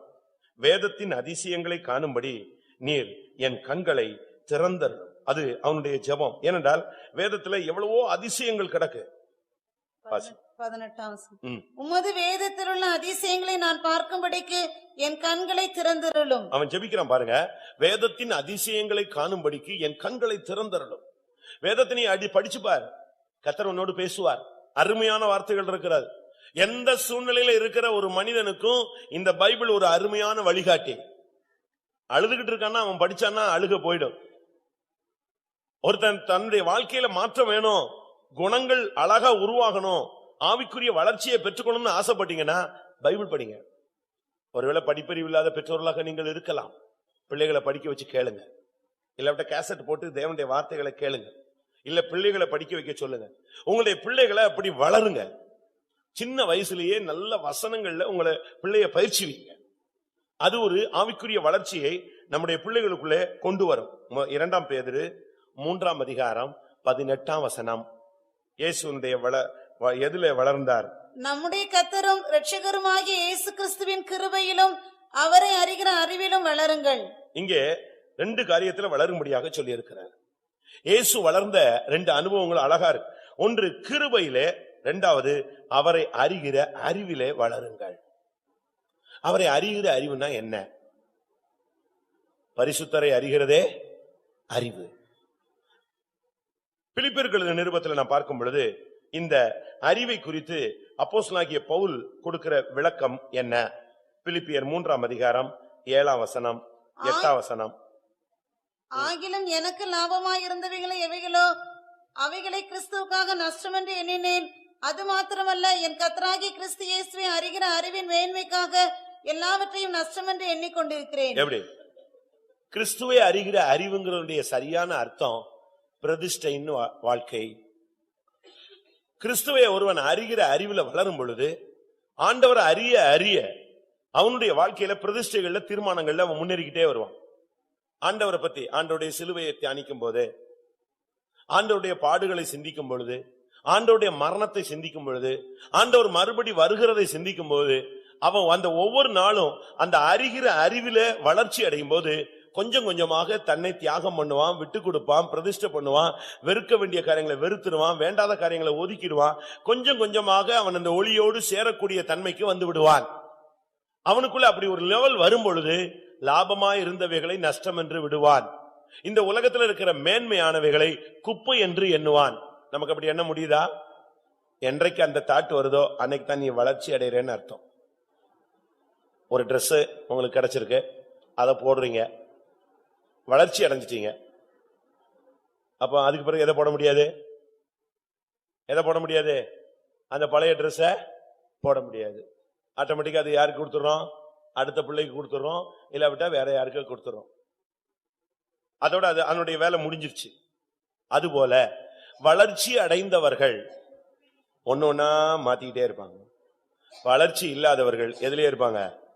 அதே Dress 40 வருஷம் கூட அழகா போடலாம், அதே சட்டையை அழகா போட்டுக்கலாம், அப்படியே இருந்துக்கலாம். ஏன்னா அவங்களுக்கு என்ன இல்ல? வளர்ச்சி கிடையாது. உன்னுடைய ஜீவியத்துல, நம்முடைய ஜீவியத்துல, ஆவிக்குரிய ஜீவியத்துல அவருடைய கிருபையிலும் அவருடைய அறிகிற அறிவிலும் வளருங்கள்னு சொன்னா, இயேசு கிறிஸ்து ஒவ்வொரு நாளும் வளர்ச்சி அடைந்து பாருங்க. அவர் ஒரு அழகான ஒரு Dress போட்டிருந்தாரு. அது முழுவதும் தையல் இல்லாத ஒரு அங்கி. அவர் போட்ட Dress அதுதான். அவருக்கு சாப்பாடுன்னு சொல்லிட்டு பயங்கரமான ஒரு விருந்து எல்லாம் கிடையாது. அவர் விருந்துக்கு கூப்பிட்டாங்க, ஆனா அவர் அங்க போய் விருந்து சாப்பிடல. அங்க போய் பாவியாகிய ஸ்திரீக்கு என்ன செஞ்சாரு? மன்னிப்பு கொடுத்தாரு. அவர் விருந்துன்னு சொன்னது எல்லாமே கர்த்தருடைய பந்தியை தான். அழகா அந்த அப்பத்தை பிட்டு, இது உங்களுக்காக பிக்கப்படுகிற என்னுடைய சரீரமா இருக்கிறது. அழகா திராட்சை ரசத்தை எடுத்து, இது உங்களுக்காக சிந்தப்படுகிற என்னுடைய ரத்தமா இருக்கிறது, இதை வாங்கி பானம் பண்ணுங்கள். எவ்வளவு அருமையா சொல்றாரு. இதுதான் அவருடைய பந்திலாம். அவர் விருந்து உட்கார்ந்துட்டு இருந்தாருன்னு சொன்னா வளர்ச்சி அடைய முடியாத உட்கார்ந்து அழகா சாப்பிட்டுட்டு இருக்கிறது இல்ல. கிறிஸ்துவை அறிகிற அறிவில் வளருங்கள். ஆண்டவர், நீங்க நம்முடைய மார்க்கத்தினுடைய கான்செப்டே பிரதிஷ்டை தான். இத்தனை வருஷத்துல நீங்க எத்தனை காரியங்களை நஷ்டம் பண்ணி விட்டுருப்பீங்க, எத்தனை காரியத்தை நீங்க குப்பைன்னு தூக்கி எரிஞ்சிருப்பீங்க. இன்னைக்கு பாருங்க, குப்பைக்கு கூட நல்ல ரேட் இருக்கு. குப்பையை கூட வீட்டுல சேர்த்து வச்சுக்கிறாங்க. ஒரு வீட்டுக்கு போன முடியா சேர்த்து வச்சிருந்தாங்க, முடியா சேர்த்து வச்சிருந்தாங்க. போன வாரம் பேப்பர்ல பார்த்தேன், திருப்பதியில உள்ள அந்த மொட்டை அடிச்ச முடி எத்தனையோ கோடிக்கு வித்தாங்க. இன்னைக்கு குப்பை கூட என்ன இருக்கு? மதிப்பு இருக்கிற காலம். அதனாலதான் நம்ம ஆளுங்க கூட குப்பையை கூட விடுறது இல்லைன்னு நினைக்கிறேன். ஆனா கிறிஸ்துவை அறிகிற அறிவில பார், பிரதிஷ்டையின் வாழ்க்கைக்கு பாருங்க. நீங்கள் தேவனை அறிகிற அறிவிலே விருத்தி அடைய வேண்டியது தேவனுடைய திட்டம். இந்த உலகத்துல உனக்கு எதெல்லாம் லாபமா இருக்கோ அதெல்லாம் நஷ்டம் என்று விடு, எதெல்லாம் மேன்மையா இருக்கோ அதையெல்லாம் குப்பைன்னு விடு. என்றால் எல்லாமே அழிவை நோக்கி போகக்கூடிய காரியம். நமக்குள்ள இருக்கிற ஆத்மா மட்டும்தான் அழியாமையை சுதந்திரித்துக் கொள்ளக்கூடிய ஒரு சக்தி உள்ளது. மூன்றாவதாக, இயேசு கிறிஸ்து ஞானத்திலும் வளர்ச்சியிலும் தேவ கிருபையிலும் அதிகமாய் விருத்தி அடைந்தார். தேவ கிருபையை பெற்றுக்கொள்ளுங்க. தேவனுடைய கிருபையை ஒவ்வொரு விசுவாசியும் பெற்றுக்கொள்ளுங்க, ஒவ்வொரு ஊழியக்காரனும் பெற்றுக்கொள்ளுங்க. இது நீங்க பயிற்சிக்க வேண்டிய முக்கியமான காரியம். உங்களுக்கு நல்ல சுகம் இருக்கலாம், கிருபை இல்லைன்னா வேஸ்ட். கிருபை எப்படி கிடைக்கிறது? அதிகாலையில் என்னை தேடுகிறவன் என்னை கண்டடைகிறான், காலைதோறும் அவருடைய கிருபைகள் புதிதாக இருக்கிறார். ஒருவேளை உங்களுக்கு கிருபை இருக்கும், அது எத்தனையோ வருஷத்துக்கு முன்னால் நீங்க பெற்ற கிருபையா இருக்கலாம். என்னைக்கோ பெற்ற ஒரு பழைய கிருபையை வச்சுக்கிட்டு நீ வண்டி ஓட்டிக்கிட்டே இருக்க. ஆனா டெய்லி கிருபை புதிதாக உனக்கு கொடுக்கப்பட்டு கொண்டே இருக்கிறார். காலையில உங்க மனைவி எழும்பாட்டாலும் நீங்க எழும்புங்க, உங்க புருஷன் எழும்பாட்டாலும் நீங்க எழும்புங்க, உங்க பிள்ளைகள் எழும்பாட்டாலும் நீங்க எழும்புங்க, பெற்றோர்கள் எழும்பாட்டாலும் பிள்ளைகள் எழும்புங்க, ஒரு ஊழியக்காரன் எழும்பாட்டாலும் இன்னொரு ஊழியக்காரன் எழும்பு. ஆண்டவருடைய சமூகத்துல நீ இரு. உன்னுடைய கிருபையை வச்சு கூட உன் குடும்பத்தை என்ன செய்ய முடியும்? ரன் பண்ண முடியும். அவங்க எழும்பல, இவங்க எழும்பல, அப்படிலாம் நீ யோசிக்காத. எழுப்பிப்பாரு. அவனுக்கு தேவையான கிருபை இருக்கு வேணும்னா அவன் என்ன செய்வான்? எழும்பி தேவ சமூகத்துல போராடுவான். புலம்பல்ல வாசிக்கிறோம், இன்னும் மற்ற பகுதியில் வாசிக்கிறோம், காலைதோறும் கர்த்தருடைய கிருபைகள் புதிதா இருக்கிறது. இன்னைக்கு காலையில கிருபை கிடைச்சதா? இன்னைக்கு காலையில நான் கிருபையை வாங்கி கொண்டேன்னு சொல்றவங்க கை வைத்துங்க. இன்னைக்கு காலையில கிருபை எனக்கு கிடைச்சிச்சுன்னு சொல்றவங்க கை வைத்துங்க. அவ்வளவுதான். மத்தவங்க எல்லாம் ஃபீஸ் போயிடுச்சு. பாத்திரத்தை நைட்டே கழுவி வச்சிருவாங்க. ஏன்னா காலையில தூக்கத்துல அவன் டிங் டிங் டிங்னு பெல் அடிப்பான். அவங்க அப்ப போய் என்ன செய்ய முடியாது? கழுவி இருக்க முடியாது. உடனே அவங்க கொண்டு போயிருவாங்க, வாங்கி கொள்வாங்க. இன்னைக்கு காலையில கிருபை கிடைச்ச விசுவாசிகளை பாருங்க எத்தனை பேருன்னு. உடனே நீங்க சொல்லுவீங்க, இன்னைக்கு ஒரு நாள் தாங்க எழும்பல, இன்னைக்கு இப்படி கேட்டாரு பிரசங்கத்துல. இன்னைக்கு ஒரு நாள் இல்ல, இன்னைக்கு உள்ள யுத்தங்கள் உனக்கு போராட்டமாய் மாறுகிறது. கிருபை உள்ள மனிதன் இயேசு கிறிஸ்து கிருபையில வளர்ச்சி அடைச்சுக்கிட்டே இருந்தார், அதிகமாய் விருத்தி அடைந்து கொண்டே இருந்தார். ஏனென்றால் யோவான் 1 அதிகாரத்துல பார்க்கும் பொழுது அவர் கிருபையும் சத்தியமும் நிறைந்தவர். கிருபை வரும் பொழுது என்ன நடக்கும்? நீதிமொழிகளை வாசிக்கிறோம், கிருபையினாலும் சத்தியத்தினாலும் பாவம் நிவர்த்தியாக்கப்படும். கிருபை வந்துருச்சுன்னு வச்சுக்கோங்களேன், பாவத்தை அது ஓவர்டேக் பண்ணிடும். கிருபை வந்துருச்சுன்னு வச்சுக்கோங்களேன், உங்களுடைய வாழ்க்கையில எல்லா போராட்டங்களையும் நீங்க ஜெயிச்சிருவீங்க. கிருபை வந்துருச்சுன்னு வச்சுக்கோங்களேன், உங்களுடைய பலவீனத்துல பலன் பூர்ணமாய் விளங்கும். என் கிருபை உனக்கு போதும். கிருபையை தான் நம்ம டெய்லி பெற்றுக்கொள்ள வேண்டியது அவசியம். இன்னைக்கு நம்ம பாருங்க, சில நேரங்களில் டக்குன்னு டென்ஷன் ஆகி பேசிடுறோம், கிருபை இல்லாத வார்த்தைகள் வந்துருது. ஏதாவது ஒரு வார்த்தையை நம்ம சிந்திடுறோம். கொலோசியர்ல வாசிக்கிறோம், உங்களுடைய வார்த்தைகள் எப்படிப்பட்ட வார்த்தையாக இருக்க வேண்டும்? கொலோசியர் 4:6. அவனவனுக்கு இன்னின்னபடி உத்தரவு சொல்ல வேண்டும் என்று நீங்கள் அறியும்படிக்கு உங்கள் வசனம் எப்பொழுதும் கிருபை பொருந்தினதாயும் உப்பால் சாரமேறினதாயும் இருப்பதாக. நம்ம இது காரம் சாரம் ஏறினதா இருக்கு. நம்முடைய வார்த்தைகள்லாம் எப்படி? எல்லாம் சில்லி தான், சும்மா மிளகா சூடான மாதிரிதான் வார்த்தைகள் வரும். ஆனா இங்கே சொல்லி இருக்கிறது, உப்பால் சாரம் ஏறினதா இருப்பதாக, உங்கள் வார்த்தைகள் கிருபை பொருந்தினதா இருப்பதாக. இயேசுவின் வார்த்தையை பாருங்க, அந்த கையும் மையுமா பிடிக்கப்பட்டு கல்லெறியக்கூடிய சூழ்நிலையில வர்ற பெண்ணை பார்த்துட்டு இவர் டென்ஷன் ஆகாம சொல்றாரு, அவங்க உன்னை குற்றவாளியா தீர்க்கலையா, நானும் உன்னை என்ன செய்யறது இல்ல, குற்றவாளியா தீர்க்கிறது இல்ல, இனி பாவம் செய்யாத போ. அந்த ஒரு வார்த்தை போதும், சாகுற வரைக்கும் அவ பாவம் செய்ய மாட்டா. ஆனா அதே நேரத்துல நீ பாவம் செஞ்சுட்ட, உன்னை கள்ளத்துக்கு ஏறி நாசமா போ ஆய் போய் நீங்க கத்தி அடிச்சுனீங்கன்னா அவ அடுத்த நாள் எங்கதான் போய் உட்கார்ந்துருப்பா? அதே விபச்சார விடுதலைதான் போய் உட்கார்ந்துருப்பா. அந்த வார்த்தை, அந்த கிருபையான வார்த்தை வந்தபோது அவருடைய வாழ்க்கை மாறி போனது. இயேசு கிறிஸ்து ஞானத்திலும் வளர்ச்சியிலும் தேவ கிருபையிலும் அதிகமாய் விருத்தி அடைந்தார். அவர் கிருபையின் பூரணர், கிருபையின் சிகரம். கிருபை அவருக்குள்ள ஃபுல்லா இருந்துச்சு. அவருடைய கிருபையினால் தான் நம்ம எல்லாரும் இன்னைக்கு நிக்கிறோம். இன்னைக்கு நம்ம எத்தனை பேருக்கு கிருபை இருக்கு? சில காரியங்களை சொன்னா சொல்லுவாங்க, எனக்கு கிருபை இல்லைன்னு. அப்படிப்பட்ட வேர்டை நீங்க யூஸ் பண்ணவே கூடாது. எனக்கு அந்த கிருபை இல்லை, எனக்கு இந்த கிருபை இல்லை, எனக்கு பாடுறதுக்கு கிருபை இல்லை, எனக்கு பிரசங்கம் பண்றதுக்கு கிருபை இல்லை, எனக்கு ஊழியம் செய்ய கிருபை இல்லை, எனக்கு குடும்பம் நடத்த கிருபை இல்லை, வார்த்தைகளை சொல்ல கிருபை இல்லை, இப்படி எல்லாம் சொல்லாதீங்க. கிருபை எல்லாத்தையுமே மேனேஜ் பண்ணும். கிருபை ஒரு மனுஷனுக்கு கிடைச்சிருச்சுன்னு சொன்னா அவன் பிரசங்கம் பண்ணுவான், அவன் பாட்டும் பாடுவான், அவன் மியூசிக்கும் வாசிப்பான், அவன் எல்லாமே பண்ண முடியும். கிருபை மட்டும்தான் நமக்கு அதிகமாய் தேவை. கடைசியாக இங்கே சொல்லி இருக்கிறது லூக்கா 2:52 பார்க்கும் பொழுது, அவர் மனுஷர் தயவிலே அதிகமாய் விருத்தி அடைந்தார். மனுஷ தயவு நமக்கு தேவையா? தேவை. இயேசு கிறிஸ்து மனுஷர் தயவில் அதிகமாய் விருத்தி அடைந்தார். நம்ம யார்த்தையும் பகை வைச்சு கூடாது. எல்லாத்தையும் நீங்க ஐக்கியமாய் அன்பாய் இருந்து பழகுங்க. இயேசு கிறிஸ்து அவருடைய கிருபையிலே அவர் அதிகமாய் விருத்தி அடைந்தது மாத்திரமல்ல, மனுஷர் தயவிலும் விருத்தி அடைந்தார். தாவீது ஃபர்ஸ்ட் தலை எடுக்கிறான், வீட்டில இருந்து யுத்தகலத்துக்கு வர்றான். யுத்தகலத்துக்கு வர்றதுக்கு முன்னாலேயே சவுலுடைய கண்களில் அவனுக்கு தயவு கிடைத்தது. 1 சாமுவேல் 16 22 1 சாமுவேல் 16:22. சவுல் ஈசாயினிடத்தில் ஆள் அனுப்பி, தாவீது எனக்கு முன்பாக நிற்கட்டும், என் கண்களில் அவனுக்கு தயவு கிடைத்தது என்று சொன்னான். என் கண்களில் அவனுக்கு தயவு கிடைத்தது. சவுலுடைய கண்களில தாவீதுக்கு தயவு கிடைச்சதுனாலதான் முதலாவது அவன் அரண்மனையில போய் நிக்க முடிந்தது. அதுக்கு பிறகு தேவனுடைய தயவு கிடைச்சது, அவன் அரண்மனையிலேயே வாசம் பண்ணினான். அதற்கு பின்பு தேவனுடைய தயவு கிடைத்தது, அவன் சிங்காசனத்துல உட்கார்ந்தான். தேவனுடைய தயவு நமக்கு தேவை, அதுபோல மனுஷர் தயவும் நமக்கு தேவை. இயேசு கிறிஸ்து மனுஷர் தயவிலும் அதிகமாக விருத்தி அடைந்தார். நீங்க பாருங்க, இயேசு கிறிஸ்து ஒரு இடத்துக்கு போயிட்டு நீங்க ஹிஸ்டரிய படிச்சு பாருங்க. இயேசு கிறிஸ்துவ ஒரு ட்ரிப் ஒருத்தன் பார்த்துட்டான்னா அவன் திரும்பி போக மாட்டானா? ஈர்ப்பு சக்தி. ஒரு ட்ரிப். சரித்திர ஆசிரியன் சொல்றான், இயேசுவை ஒரு தரம் ஒருத்தன் பார்த்துட்டான்னு சொன்னா அவன் எங்க போக மாட்டான்? வீட்டுக்கு போக மாட்டான். அவனுக்கு மனைவி இருந்தா மனைவியை மறந்துடுவான், பிள்ளை இருந்தா பிள்ளைய மறந்துடுவான், புருஷன் இருந்தா புருஷனை மறந்துடுவான், தொழில் இருந்தா தொழிலை மறந்துடுவான். உண்மைதானே? நீங்க பாருங்க, இயேசு கிறிஸ்து போறாரு, பின்னாலேயே போறாங்க. 1 நாள் ஆயிடுச்சு, 2 நாள் ஆயிடுச்சு, ஒருத்தனும் சாப்பிடல. பிரசங்கம் கேட்கிறான், இயேசு பின்னாலே நடக்கிறான். பிரசங்கம் கேட்கிறான், அற்புதங்களை பாக்குறான், இயேசுக்கு பின்னாலேயே போறான்.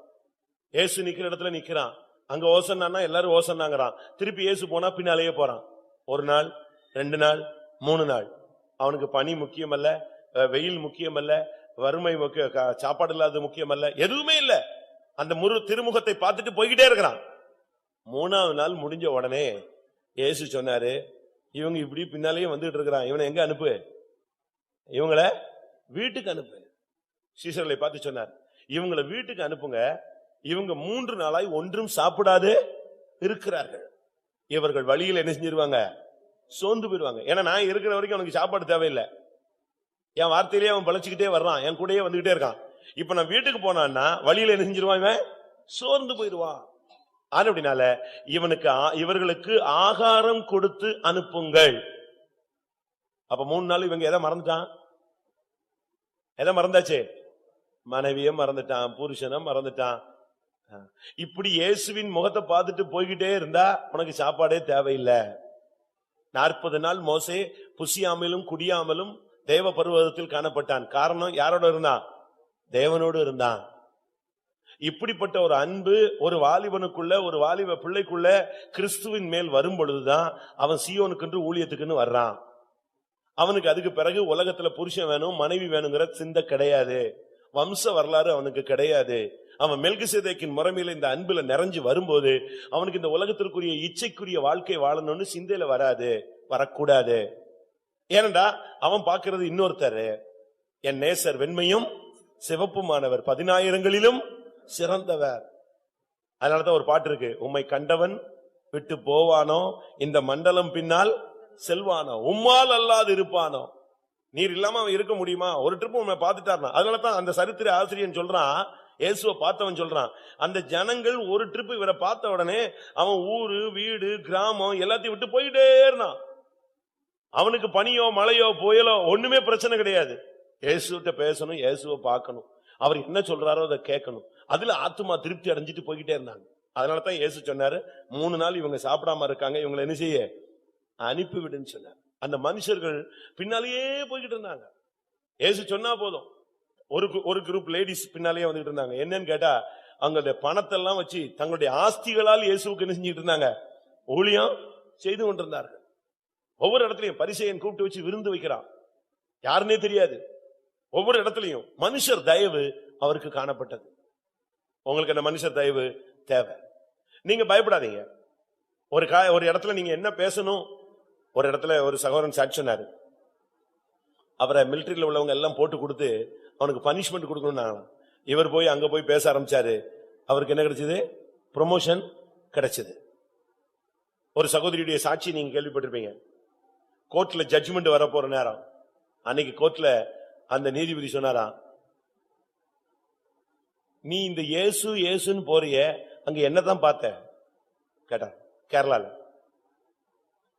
இயேசு இயேசுன்னு போறியே, வாழ்க்கையே தொலைச்சிட்டு போய்கிட்டு இருக்கிறியே, இப்ப கோர்ட்ல வந்து நிக்கிறியே, இந்த இயேசுவினால ஒரு முஸ்லீம் கேளா இருந்துட்டு நீ இயேசுவை பின்பற்றிட்டு இப்படி கேவலப்பட்டு வந்து கோர்ட்ல நிக்கிறியே, இதுல உனக்கு என்ன கிடைச்சது அப்படின்னு சொல்லுன்னு சொன்னாராம். இவ அதை எதை பயன்படுத்திக்கிட்டா, அருமையா காஸ்பல் சொல்றதுக்கு ஒரு டைமா அந்த கோர்ட்ல அந்த கூண்டுல, குற்றவாளி கூண்டுல நின்னு இயேசுவை பத்தி சொன்னான். முடிஞ்ச உடனே கோர்ட்ல அவன் சொன்னானா, இவளை விடுதலை ஆக்குற, இவ மேல என்ன இல்ல, எந்த குற்றமும் இல்ல. இப்படி ஒரு சக்தியோட கட்டுப்பாட்டுல தான் அவன் இருக்கிறான். நமக்கு அப்படி இருக்கா? நீங்கள் ஆண்டவரோடு இருந்தால் உங்களுக்கு நீங்க போற இடங்கள் எல்லாம் எல்லா இடத்துலயும் கதவு திறக்கும்.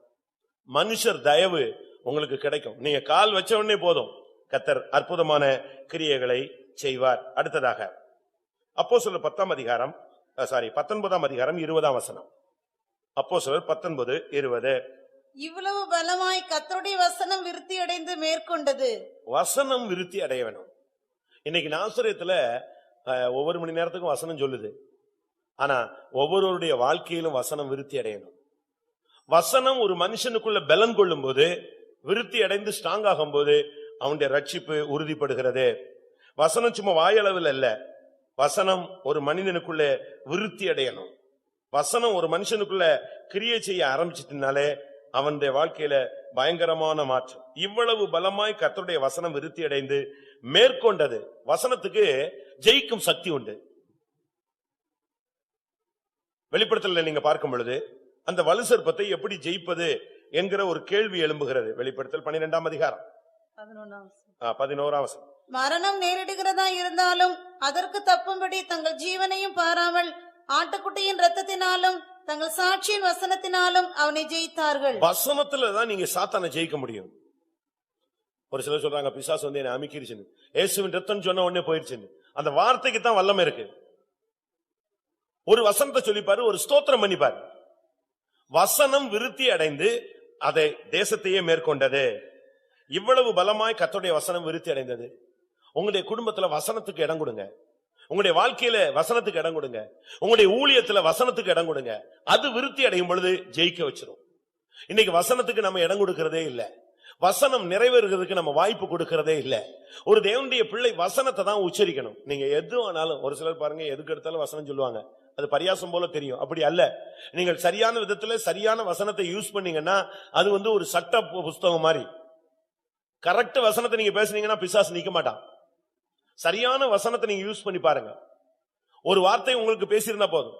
தாவீது சொல்லுகிறான், தேவரீர் என்னை நம்ப பண்ணின வசனத்தை நீர் ஞாபகப்படுத்தி பாருன்னு சொல்றான். அவனை நம்ப பண்ற அளவுல ஒரு வசனத்தை கர்த்தர் அவன்கிட்ட பேசி இருக்கிறார். உங்கள்ட்ட எத்தனை வசனம் பேசி இருக்கும்?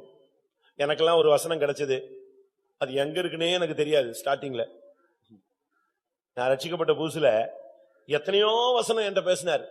அது வசனமானே எனக்கு பாதி தெரியாது, ஆனா எழுதி வச்சிருக்கேன். இப்பதான் தெரியுது அதெல்லாம் என்னது, எல்லாம் வசனம் தான். அது எங்க இருக்குன்னே அப்ப அந்த காலத்துல எனக்கு தெரியவே தெரியாது. அது பாட்டுக்கு வரும். ஊழியக்காரர் சொன்னாரு, உனக்கு கர்த்தர் ஏதாவது பேசினா அது என்ன வார்த்தையா இருந்தாலும் எழுதி வைனாரு. நானும் எழுதி வச்சேன். அப்ப எனக்கு இது இப்படி இப்படிலாம் வசனம் இருக்கு, இப்படிப்பட்ட வார்த்தைகள் பைபிளுக்குள்ள இருக்குன்னு எனக்கு தெரியவே தெரியாது. திரும்ப இப்போ ஆவிக்குரிய ஜீவிதத்துல கொஞ்சம் வளர்ச்சி, ஊழியம், அப்படி இப்படி பிரசங்கம் அப்படின்னு வந்த பிறகுதான் தெரியுது இதெல்லாம் எங்க இருக்கு, பைபிளுக்குள்ள இருக்கு. கர்த்தருடைய வார்த்தை. வசனம் விருத்தி அடைந்து உன்னை மேற்கொள்ளணும். உன் லைஃபையே வசனம் தான் ஓவர்டேக் பண்ணணும். முழுவதும் வார்த்தையின்படி உள்ள ஒரு வாழ்க்கைக்குள்ள நீ கடந்து வர வேண்டியது அவசியம். ஏனென்றால் வார்த்தை தேவனா இருந்தது, அந்த வார்த்தை ஜீவனா இருந்தது, அந்த வார்த்தை அந்த ஜீவன் மனிதருக்கு ஒளியா இருந்தது. இன்றைக்கு நம்மில் எத்தனை பேர் எப்படிப்பட்ட காரியங்கள்ல விருத்தி அடைகிறோம்? 2 கொரிந்தியர் 10:16. 2 கொரிந்தியர் 10:16. ஆகிலும் உங்கள் விசுவாசம் விருத்தியாகும் போது, விசுவாசம் விருத்தியாகிறதல், உங்களுடைய விசுவாசம் டெவலப் ஆக நீங்க ட்ரை பண்ணுங்க. உங்களுடைய பிசினஸ்ல டெவலப் ஆகிறதுக்கு ஆசைப்படுறீங்க. எனக்கு ரொம்ப ஆசை, இந்த ஊர்ல 2 வருஷத்துக்கு மேல ஆயிடுச்சு, ஆத்துமாக்கள் விருத்தி அடையலைங்கிற ஒரு பெரிய தவிப்பு இருக்கு. என்னுடைய அழைப்பு ஒரு வித்தியாசமான அழைப்பு. நான் எங்க ஊழியத்தில் இருந்தாலும் எனக்கு ஆத்துமாக்கள் வந்துருவாங்க. இங்க அந்த தடையை நான் ரொம்ப ஃபீல் பண்றேன், ரொம்ப வேதனையும் படுறேன். ஏன் இந்த நாசரேத்துல ஆத்துமாக்களுடைய சந்திப்பு குறைவா இருக்கு? ஏன் நம்முடைய ஜனங்கள் எல்லாம் இப்படி ஸ்லோவா இருக்காங்க? ஏன் இன்னும் ஒரு சில கம்ப்யூட்டர் பாத்தீங்கன்னா ஆபரேட் பண்ணீங்கன்னா 10 நிமிஷம் கழிச்சு தான் என்ன செய்யும், ஒர்க் அவுட் ஆகும். அதே மாதிரி நம்முடைய ஊழியத்துல இன்னைக்கு ஜனங்களுடைய அந்த ரட்சிப்பின் அனுபவம் விகிதாச்சாரம் ரொம்ப குறைஞ்சிருக்கு. இவ்வளவுக்கும் நம்ம சொல்ல போனா கிறிஸ்டின் ஊர்ல தான் என்ன செய்யறோம், கிறிஸ்தவ ஊர்ல தான், கிறிஸ்தவ நாட்டுல இருக்கிற மாதிரி தான் இருக்கிறோம். எங்க போனாலும் பைபிள் நேம் தான், அந்த பேர் இந்த பைபிள் பேரா இருக்கு. ஆனா ஆழமான சத்தியத்துல வர்ற அந்த அனுபவம் கம்மி. அதுக்கு காரணம் இங்க இருக்கிற ஜனங்களுடைய விசுவாசம் விருத்தி அடையல. நம்முடைய ஜனத்தினுடைய விசுவாசம் விருத்தி அடையணும். விசுவாசம் ஒரு லிமிட்லயே நிக்க கூடாது. விசுவாசத்துக்கு அளவே கிடையாது. யூதா 20 சொல்லுகிறது, நீங்களோ பிரியமானவர்களே உங்களை உங்கள் மகா பரிசுத்தமான விசுவாசத்தின் மேல் உறுதிப்படுத்துங்கள். யோவான் 14:1 சொல்லுது, என்னுடைய விசுவாசம் என்னிடத்திலும் விசுவாசமாயிருங்கள், தேவனிடத்திலும் விசுவாசமாயிருங்கள். அதுக்கு சரியான மூல மொழிபெயர்ப்பு நான் அடிக்கடி சொல்றது, என்னுடைய விசுவாசம் உடையவர்களாயும் இருங்கள், தேவனுடைய விசுவாசம் உடையவர்களாயும் இருங்கள். நம்முடைய விசுவாசத்தினுடைய வளர்ச்சி எங்க போய் நிக்கணும்? தேவன் எப்படி விசுவாசிக்கிறாரோ அந்த அளவு விசுவாசிக்கணுமா? அப்ப அதுதான் விசுவாசத்தின் விருத்தி. தேவன் எப்படி விசுவாசிக்கிறாரு? உலகங்கள் உண்டாக கடவது, அவ்வளவுதான். அது உண்டாயிருச்சான்னு போய் பார்த்துட்டு வாப்பா அப்படின்லாம் இல்ல. சொன்னால் சொன்னது. தம்முடைய வல்லமையுள்ள வசனத்தினால் சகலத்தையும் அவர் என்ன செய்கிறார்? எபிரேயர் 1 சொல்லி இருக்கிறது, தம்முடைய வல்லமையுள்ள வசனத்தினால் சகலத்தையும் என்ன செய்கிறார்? அந்த வசனம் தான் இந்த உலகத்தையே தாங்கி வச்சுக்கிட்டு இருக்கு. வாசிங்க எபிரேயர் 1:3. இவர் அவருடைய மகிமையின் பிரகாசமும் அவருடைய தன்மையின் சொரூபமாய் இருந்து சர்வத்தையும் தம்முடைய வல்லமையுள்ள வசனத்தினாலே தாங்குகிறவராய், சர்வத்தையும் வானத்தில் காணப்படுகிற ஆகாயத்தில் மறைந்திருக்கிற எல்லா கோலங்கள், எல்லா நட்சத்திரங்கள் எல்லாவற்றையும் சகலத்தையும் தம்முடைய வல்லமையுள்ள வசனத்தினால் என்ன செய்றாரு? தாங்குகிறார். அந்த அளவு அவருக்கு விசுவாசம் இருக்கு. அவருடைய விசுவாசங்கிறது அதுல மாற்றமே கிடையாது. நம்முடைய விசுவாசம் எப்படி இருக்கு? அவருடைய விசுவாசம் என்பது மரித்தோரை எழுப்பக்கூடிய சக்தி உள்ளது. லாசருவே வெளியே வா, எப்படி ஆண்டவரே வெளியே வருவான்? அது மத்தவங்களுடைய கேள்வி. மரித்து 4 நாளாயிருச்சே, நாரி இருக்குமே, அது சகோதரியுடைய கேள்வி. ஆனா இயேசுனுடைய வார்த்தை என்ன? விசுவாசம், வெளியே வா, லாசருவே வெளியே வா. அந்த விசுவாசம் நமக்குள்ள எவ்வளவு இருக்கு? விசுவாசம் விருத்தி அடைஞ்சிருக்கா? இத்தனை வருஷம் ஆயிட்டீங்கல்ல, நமக்கு எல்லாருக்கும் பேரு விசுவாசிகள். உங்களுடைய விசுவாசம் எவ்வளவு டெவலப் ஆயிருக்கும்? உங்களுடைய பிள்ளைகள் வளர்ச்சி அடைஞ்சிட்டாங்க, ரைட்டு. உங்க குடும்பம் பெருகி போச்சு, நல்லது. சொத்து அதிகமாயிடுச்சு, நல்லது. நம்முடைய உடம்பு பெருகிருச்சு, அதுவும் நல்லது. விசுவாசம் எவ்வளவு விருத்தி அடைஞ்சிருக்கு? இத்தனை வருஷத்துல உங்களுடைய விசுவாசத்தின் வளர்ச்சி எந்த அளவு இருக்குன்னு நீங்க எப்பமாவது யோசிச்சு பாத்தீங்களா? சுகர் கூடியிருக்கா இல்லையான்னு டெய்லி காலையில குத்தி குத்தி பாக்குறீங்க. கூடியிருக்கா, குறைஞ்சிருக்கா? குறைஞ்சா அன்னைக்கு முழுசும் முகம் நல்லா தெளிவா இருக்கும். கூடி இருந்தா முகம் அப்படியே இருட்டடிச்சு போயிருக்கும். என்னன்னு கேட்டா கூடிடுச்சு. இவங்களே அறிக்கை இடுறாங்க காலையில எந்திரிச்ச உடனே, என்ன இன்னைக்கு ரொம்ப டல்லா இருக்கீங்க, சோர்வா இருக்கீங்க, அதான் அது 500க்கு போயிடுச்சு அப்படிங்கிறோம். உடனே அது ஒரு பெரிய பாரமா இருது. அடுத்த நாள் ரொம்ப தெம்பா இருக்கிறான், காலையில எந்திரிச்சு டக்கு டக்குன்னு வாக்கிங் எல்லாம் போறான். என்னன்னு கேட்டா அது 120க்கு விட்டது. உடனே ஒரு சந்தோஷம். ஏன்னா இடையில ஃபுல்லா சப்பாத்தி சாப்பிட்டேன், அதை குடிக்கல, இதை விட்டுட்டேன், அதை செஞ்சுட்டேன், இதை செஞ்சுட்டேன். இப்படித்தான் நம்ம சொல்லிட்டு இருக்கிறோமே தவிர, உன்னுடைய விசுவாச வளர்ச்சியை நீங்க எப்படி மெயின்டைன் பண்ணிருக்கீங்க? அந்த ரேஷியோ எப்படி இருக்கு? விசுவாசம் கூடியிருக்கா, குறைஞ்சிருக்கா? வியாதி நேரத்துல தான் தெரியும். மரண நேரத்துல தான் தெரியும், மரண போராட்டத்துல தான் தெரியும், மரண படுக்கையில தான் தெரியும் விசுவாசத்தினுடைய தன்மை எப்படி இருக்கு. வேலை, பிசினஸ், பரீட்சை, இந்த நேரங்கள்ல தான் நம்முடைய விசுவாசம் நல்ல விருத்தி அடையணும். நாளுக்கு நாள் அந்த அழிந்து போகிற பொன் சோதிக்கப்படுறது போல உன்னுடைய விசுவாசம் சோதிக்கப்பட்டு நித்திய கன மகிமையை உனக்கு கொண்டு வரும். கடைசியாக அப்போஸ்தலர் 9ஆம் அதிகாரம் 31ஆம் வசனம். அப்பொழுது யூதேயா, கலிலேயா, சமாரியா நாடுகளில் எங்கும் சபைகள் சமாதானம் பெற்று பக்தி விருத்தி அடைந்து கர்த்தருக்கு பயப்படுகிற பயத்தோடும் பரிசுத்த ஆவியின் ஆறுதலோடும் நடந்து பெருகின. சபைகள் எப்படி இருக்கணும், நம்முடைய சபை எப்படி இருக்கணும்ங்கறத ஒரு ஆதி அப்போஸ்தல காலத்தின் சபையோடு ஒப்பிட்டு பார்க்கும் பொழுதுதான் தெரியும். ஆதி அப்போஸ்தல கால சபை சமாதானம் உள்ள சபைகளாக இருந்தது, பக்தி விருத்தி அடைந்த சபைகளாக இருந்தது, கர்த்தருக்கு பயப்படுகிற பயத்தோடு இருந்த சபைகளாக இருந்தது, பரிசுத்த ஆவியின் ஆறுதலோடு நடந்து பெருகின சபையா இருந்தது. இதுல ஒரு விருத்தி இருக்கிறது, அது பக்தி விருத்தி. பக்தினா என்ன? ஒயிட் அண்ட் ஒயிட் போட்டா வந்தா பக்தியா? மீசை எடுத்துட்டா பக்தியா? நகைய கலத்திட்டா பக்தியா? இல்ல மருந்து எடுக்காம இருந்துட்டா பக்தியா? ஒரு சிலர் எழுப்பி சாட்சி சொல்லுவாங்க, நான் மருந்தே எடுத்ததில்லை. அதை நீ இங்க வந்து சொல்ல வேண்டிய அவசியமே கிடையாது. ஏன் சொல்லணும்? மருந்து எடுக்கலன்னு சொல்ல வேண்டிய அவசியமே கிடையாது. அது ஒன்று விசுவாசத்தின் ரகசியம். அதை நீ சுத்த மனசாட்சியில் என்ன செஞ்சுக்கோ, காத்துக்கொள். அதை சொல்ல வேண்டிய அவசியமே கிடையாது. அது தேவையில்லை ஒரு அறிக்கை. அடுத்து இத கேட்ட உடனே பிசாசு அடுத்த வியாதி கொண்டு வருவான். நீ போய் ஆஸ்பத்திரியில படுத்துட்டீங்கன்னா சாட்சிக்கு வருவியா? வரமாட்டில்ல. நம்ம சரியான விதத்துல பக்தினா என்ன? ஒழுங்கா சண்டே சர்வீஸுக்கு வர்றது பக்தியா? நான் இவ்வளவு நேரம் சொன்னதெல்லாம் பக்தியினுடைய ஒவ்வொரு அடையாளங்கள். யாக்கோபு 1ஆம் அதிகாரம் கடைசி வசனம் தான் பியூர் பக்தியை சொல்லியிருக்கு. யாக்கோபு 1:27. திக்கற்ற பிள்ளைகளும் விதவைகளும் படுகிற உபத்திரவத்திலே அவர்களை விசாரிக்கிறதும் உலகத்தால் கரைபடாதபடிக்கு தன்னை காத்துக் கொள்ளுகிறதுமே பிதாவாகிய தேவனுக்கு முன்பாக மாசில்லாத சுத்தமான பக்தியா இருக்கிறது. பியூர் காட்லினஸ் சொல்லுவாங்க. சுத்த பக்தி. சுத்தமான பக்திக்கு 3 காரணம் சொல்லப்பட்டிருக்கிறது. திக்கற்ற பிள்ளைகள் படுகிற உபத்திரவத்தில் அவர்களை விசாரிப்பது, விதவைகள் படுகிற உபத்திரவத்தில் அவர்களை விசாரிப்பது, 3வது உலகத்தால் கரைபடாதபடி தன்னை காத்துக் கொள்ளுகிறதுமே பிதாவாகிய தேவனுக்கு முன்பாக மாசில்லாத சுத்தமான பக்தி. வேற ஒண்ணும் பக்தி கிடையாது. இன்னைக்கு உலகத்துல பக்தின்னு சொல்லிட்டு செயின் போட்டு தொங்கிட்டு போவாங்க, அழகு குத்திக்குவாங்க, பக்தி பரவசத்துல என்னெல்லாமோ அக்னி சட்டி எடுப்பாங்க. அது உலகத்து மனுஷன் செய்யற பக்தி. நம்முடைய பக்தி என்ன? ஏழைகளை விசாரிப்பது. உங்களுடைய சம்பாத்தியத்துல ஒரு சின்ன போர்ஷன் யாருக்குன்னு இருக்கணும்? நம்ம ஒரு சின்ன போர்ஷனை யாருக்கு கொடுக்கிறோம்? கர்த்தருக்கு காணிக்கைன்னு கொடுக்கிறோம். அது வேற போர்ஷன். ஆனா இன்னொரு பகுதி இருக்கு, ஏழைகளை விசாரித்தல். திக்கற்ற பிள்ளைகள், அநாத பிள்ளைகள், திக்கற்ற பிள்ளைகள், விதவைகள், கைவிடப்பட்டவர்கள், இவங்களை விசாரிக்கிறது ஒரு பக்தின்னு பைபிள் சொல்லுகிறது. நீங்க யோபின் புஸ்தகத்தை படிச்சு பாருங்க.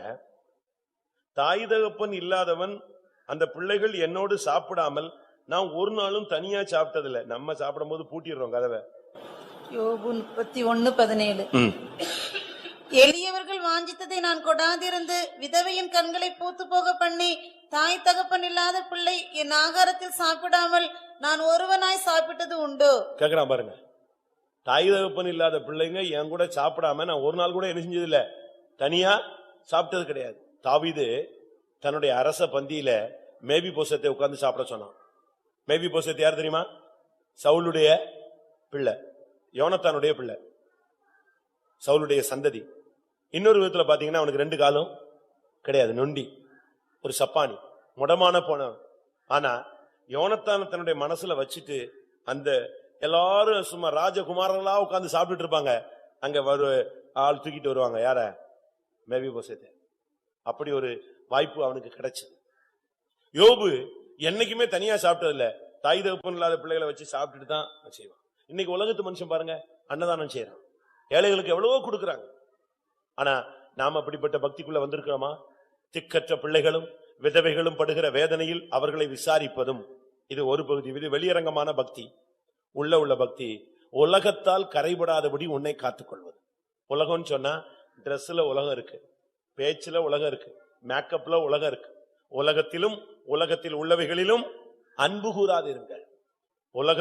உலகத்தில் உள்ளவைகள், உலகமும் அதன் ஆசை இச்சைகளும் ஒளிந்து போகும். உலகத்தின் வேஷம் கடந்து போகிறதே. அப்படியானால் உலகத்துக்கொத்த வேஷம் உனக்குள்ள இருக்கக்கூடாது. உலகத்தால் உன்னை கரைபடாதபடி இயேசு கிறிஸ்து ஒரு நாள் நிக்கிறாரு, சீசர்கள் நிக்கிறாங்க. திடீர்னு பிசாசு வந்துட்டான். யாரு? அவனுடைய பெயர் அந்த இடத்துல எப்படி சொல்லப்பட்டிருக்கிறது? உலகத்தின் அதிபதி வந்துட்டான். இயேசு உடனே சொன்னாரு, இதோ உலகத்தின் அதிபதி வருகிறான், அவனுடையது என்னிடத்தில் ஒன்றுமே இல்லை. அவ்வளவுதான். அந்த அறிக்கையிலேயே அவன் தலையில ஆணி அடிச்ச மாதிரி ஆயிடுச்சு, போயிட்டான்.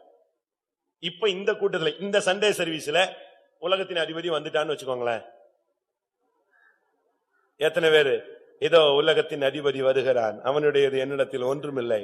எத்தனை பேர் சொல்லுவீங்க? கை வைத்துங்க பார்க்கலாம். இதான் ஒரிஜினல். நில் பேலன்ஸ் அவுட். சொத்தமா அவ்வளவு போயிட்டான், மொத்தமா கவுந்துருச்சு. ஏன்னா அவனுக்கு தெரியும், உங்களுக்கும் தெரியும் உலகத்தின் அதிபதியுடைய எத்தனை காரியங்கள் நம்மகிட்ட இருக்குன்னு. ஒரு இடத்துல ஒரு பிசாசு துரத்துன, அது போக மாட்டேன்னுச்சு. ரொம்ப கட்டாயப்படுத்தி போன்னு சொன்னோன்னே, இங்க உங்க சபையிலே ரொம்ப ஆளு என் ஆள் இருக்கிறான், போயிடுவேன், அங்க போட்டுமான்னு கேட்டுச்சு. அது கேக்குது, உங்க சபையிலேயே என் ஆளு எத்தனை பேர் இருக்கிறான்? ரொம்ப பேர் இருக்கிறான், அவனுக்குள்ள போயிடுவான்னுச்சு. அப்பதான் புரிஞ்சுது, யாரு நம்ம ஆளுங்கள பாதி பேர் யாருதான் அவன் சைட்ல தான் நின்றுட்டு இருக்கிறான். கோவப்படுறான், அவனுக்கு சப்போர்ட் பண்றான். சண்டை போட்டுறோம், அவன் ஆளாதான் மாறிடுறான். உலக ஆசைக்குள்ள போயிடுறோம், அவன் ஆளாதான் நம்ம மாறுறான், ஏஜெண்டா மாறிடுறோம். நம்முடைய சபைக்குள்ள இருந்துகிட்டு நம்ம யாருக்கு ஏஜெண்டா இருக்கிறோம்? அவனுடைய ஏஜெண்டா இருக்கிறோம். வேதம் சொல்லுகிறது, உலகத்தால் கரைபடாதபடி தன்னை காத்துக் கொள்ளுகிறது சுத்தமான பக்தி. இந்த பக்தி விருத்தி அடையணுமா? உலகத்தால் கரைபடாதபடி தன்னை காத்துக் கொள்ளுகிறது சுத்தமான பக்தி. இந்த பக்தி எப்போ விருத்தி அடையும்? வாசியங்கள் 1 கொரிந்தியர் 8 அதிகாரம் 1 வசனம். விக்கிரகங்களுக்கு படைக்கப்பட்டவைகளை குறித்த விஷயத்தில் நம் எல்லாருக்கும் அறிவு உண்டென்று நமக்கு தெரியுமே. அறிவு இருமாப்பை உண்டாக்கும், அன்போ பக்தி விருத்தி உண்டாக்கும். அன்பு பக்தி விருத்தியை உண்டாக்கும். அன்புதான் ஒரு மனுஷனுடைய ஜீவியத்துல இருக்கிற அந்த கரைபடாத ஜீவியத்தை இன்னும் விருத்தியடைய செய்ய வைக்கக்கூடியது அன்பு. நல்ல அன்புன்னா என்ன? மனுஷனை நேசிக்கிறது அல்ல. ரோமர் 5 அதிகாரம் 5 வசனம். மேலும் நமக்கு அருளப்பட்ட பரிசுத்த ஆவியினாலே தேவ அன்பு நம்முடைய இருதயங்களில் ஊற்றப்பட்டிருக்கிறபடி, பரிசுத்த ஆவியின் மூலமாக அன்பு நமக்குள்ள வரும் பொழுது ஒரு பக்தி விருத்தி உண்டாகிறது. நல்ல அபிஷேகத்துக்கு இடம் கொடுங்க, நல்ல வொர்ஷிப்புக்கு வாங்க, காத்திருப்பு கூட்டத்துக்கு வாங்க. டைம் கிடைக்கும் போதெல்லாம் தேவனுடைய சமூகத்தை வீட்டுல கூட நீங்க அனுபவிங்க. நல்ல அபிஷேகத்துல நிரம்புங்க. நான் எத்தனையோ வேற கேள்விப்பட்டேன், உனக்கு எங்க அபிஷேகம் கிடைச்சது? வீட்டிலேயே கிடைச்சது. எப்படி? நான் 3 நாள் உபவாசம் போட்டு வீட்டிலேயே உட்கார்ந்து இருந்தேன், ஆண்டுடைய சமூகத்துல கிடந்து அழுத, எனக்கு அபிஷேகம் கிடைக்கும். அபிஷேகம் வீட்டுல கிடைக்காதுன்னு கிடையாது. நீ எங்க இருந்தாலும் தேவ சமூகத்துல உட்கார்ந்து அந்த அன்பு உனக்குள்ள பக்தி விருத்தி உண்டாக்கக்கூடிய அளவுல அபிஷேகத்துக்கு இடம் கொடுங்க, உங்களுடைய பக்தி விருத்தி அடையும். 1 கொரிந்தியர் 14 அதிகாரம் 14 வசனம். 14:4. அந்நிய பாஷையில் பேசுகிறவன் தனக்கே பக்தி விருத்தி உண்டாக பேசுகிறான். அந்நிய பாஷை பேசுகிறவன் தனக்கு பக்தி விருத்தி உண்டாக பேசுகிறான். அன்பு பக்தி விருத்தியை உண்டாக்கும். அந்நிய பாஷை பேசுகிறவனுக்கு பக்தி விருத்தி உண்டாகும். அடுத்த வசனம். நீங்கள் எல்லாரும் அந்நிய பாஷைகளை பேசும்படி விரும்புகிறேன், ஆகிலும் அந்நிய பாஷைகளில் பேசுகிறவன் சபைக்கு பக்தி விருத்தி உண்டாகும்படிக்கு அர்த்தத்தையும் சொல்லாவிட்டால் தீர்க்க தரிசனம் சொல்லுகிறவன் அவனிடம் மேன்மையுள்ளவன். ஆதலால் நீங்கள் தீர்க்க தரிசனம் சொல்லுகிறவர்களாக வேண்டும் என்று அதிகமாய் விரும்புகிறேன். இங்கே அன்பு பக்தி விருத்தி உண்டாக்கும், அந்நிய பாஷை ஒரு பக்தி விருத்தியை உண்டாக்கும். அடுத்த தீர்க்க தரிசனம் சபைக்கு பக்தி விருத்தியை உண்டாக்கும். அதை நாம் சரியான விதத்துல விளங்கிக் கொள்ள வேண்டியது அவசியம். இன்றைக்கு பக்தி விருத்தியை குறித்து நாம் தெளிவான அறிவை பெற்றுக்கொள்ள வேண்டியது அவசியம். அந்நிய பாஷை பேசுகிறவன் தனக்கு பக்தி விருத்தி உண்டாக பேசுகிறான். தீர்க்க தரிசனம் சொல்லுகிறவன் மனுஷருக்கு பக்தி விருத்தி உண்டாக பேசுகிறான். இன்னைக்கு நம்ம எத்தனை பேர் சபைக்கு பக்தி விருத்தி உண்டாக, தனக்கு பக்தி விருத்தி உண்டாக, நம்முடைய மற்றவர்களுக்கு பக்தி விருத்தி உண்டாக நாம் செயல்படுகிறோம்? இதுதான் பக்தி விருத்தி. பக்தி விருத்தி அடையணும். இன்னும் அடுத்த ஸ்டெப் இருக்கு, நம்ம அந்த பகுதியில போக வேண்டாம். பக்தி, பயபக்தி, பக்தி விருத்தி, இப்படி ஒவ்வொரு ஸ்டெப்பா இருக்கு. பக்தியிலேயே பரவச நிலைகள் எத்தனையோ இருக்கு. இன்றைக்கு இந்த காலை வேளையில கர்த்தர் நீ சில காரியங்களில் விருத்தி அடைய வேண்டும் என்று உனக்கு ஆலோசனை சொல்லுகிறார். அப்படி நீ விருத்தி அடைய வேண்டும் என்பதில் அவர் வாஞ்சை உள்ளவராயும் இருக்கிறார். தாவீது நாளுக்கு நாள் விருத்தி அடைந்தான். ஈசாக்கு வர வர விருத்தி அடைந்தான். இயேசு அதிகமாய் விருத்தி அடைந்தார். ஒருவன் யுத்தத்தில் ஜெயித்து தேசத்தை பெருக்கி விருத்தி அடைந்தான். ஒருத்தன் கையின் பிரயாசங்களை ஆசீர்வதிக்கப்பட்டு வர வர விருத்தி அடைந்தான். இயேசுவோ ஞானத்திலும் அறிவிலும் வளர்த்தியிலும் தேவ கிருபையிலும் மனுஷர் தயவிலும் சாந்தத்திலும் இணக்கத்திலும் சமாதானத்திலும் இரக்கத்திலும் மாயமில்லாத தன்மைகளிலும் அவர் விருத்தி அடைந்தார். தேவ கிருபையில் இயேசு விருத்தி அடைந்தார். அவரை அறிகிற அறிவில் அவர் விருத்தி அடைந்தார். இன்றைக்கு நம்முடைய விசுவாசம் எந்த அளவு விருத்தி அடைந்திருக்கிறது? நமக்குள் தேவனுடைய வசனம் எவ்வளவு விருத்தி அடைந்து ஆளுகை செய்கிறது? நம்முடைய பக்தி எந்த அளவு விருத்தி அடைந்திருக்கிறது? ஒரு விசை கண்களை மூடுவோம். ஆண்டவருடைய சமூகத்திலே நம்மை ஒப்பு கொடுப்போம். ஆண்டவரே, என்னை விருத்தி அடைய செய்யும்படியாக இந்த இடத்துக்கு கொண்டு வந்தீர் என்று நான் விசுவாசிக்கிறேன். நான் கடனாளியாய் இருப்பது உம்முடைய திட்டம் அல்ல. ஏதோ ஒரு கட்டுக்குள்ளே சிக்கிக் கொண்டிருப்பது தேவனுடைய சித்தம் அல்ல. என்னுடைய விருத்தியை கண்டு நீர் சந்தோஷப்படும் தெய்வம். ஒரு பிள்ளை ஆசீர்வதிக்கப்படுறான்னா நிச்சயமா பெற்றோர்கள் சந்தோஷப்படுவாங்க. அதுபோல நீ விருத்தி அடையும் பொழுது தேவன் சந்தோஷப்படுவார். எத்தனை பேர் இந்த காரியங்களில் விருத்தி அடையும்படியாக சமர்ப்பிக்க போகிறீர்கள்? உங்களில் எத்தனை பேருடைய வாழ்க்கை விருத்தி அடைய வேண்டும் என்று நீங்கள் விரும்புகிறீர்கள்? தாவீதை நாளுக்கு நாள் விருத்தி அடைய செய்த தேவன் இங்கே வந்திருக்கிறார். ஈசாக்கை வர வர விருத்தி அடைய செய்த தேவன் இங்கே வந்திருக்கிறார். இயேசுவை அதிகமாய் விருத்தி அடைய செய்த தெய்வம் இங்கே வந்திருக்கிறார். ஆமென். எல்லாரும் கண்களை மூடுவோம், முழங்கால் படியிடுவோம். இதெல்லாம் சொல்லணும்னு இல்ல, போற்ற வேண்டிதான். நீ இருப்பது தேவனுடைய வீட்டில், தேவனுடைய சமூகத்தில், ஆண்டவருடைய பிரசன்னத்தில் நீ இருக்கிறாய். இன்றைக்கு உன்னுடைய விசுவாசம் விருத்தி அடைவதை தேவன் காண விரும்புகிறார். நீ அந்நிய வாசை பேசி அபிஷேகத்தில் நின்று தேவனுடைய வார்த்தையை உச்சரிக்கும் பொழுது உன்னுடைய பக்தி விருத்தி அடைகிறது. உன்னுடைய விசுவாசம் மகா பரிசுத்தமான விசுவாசமாய் விருத்தி அடையும் பொழுது தேவன் சந்தோஷப்படுவார். இயேசு ஒரு இடத்துல சொன்னார், இப்படிப்பட்ட விசுவாசத்தை நான் இஸ்ரவேலுக்குள்ளே காண்டதே இல்லையே. அப்படிப்பட்ட விசுவாசம் உடையவர்களாய் மாறுவோம். ஆச்சரியமாய் இருக்கட்டும் உங்களுடைய விசுவாசத்தின் வளர்ச்சி.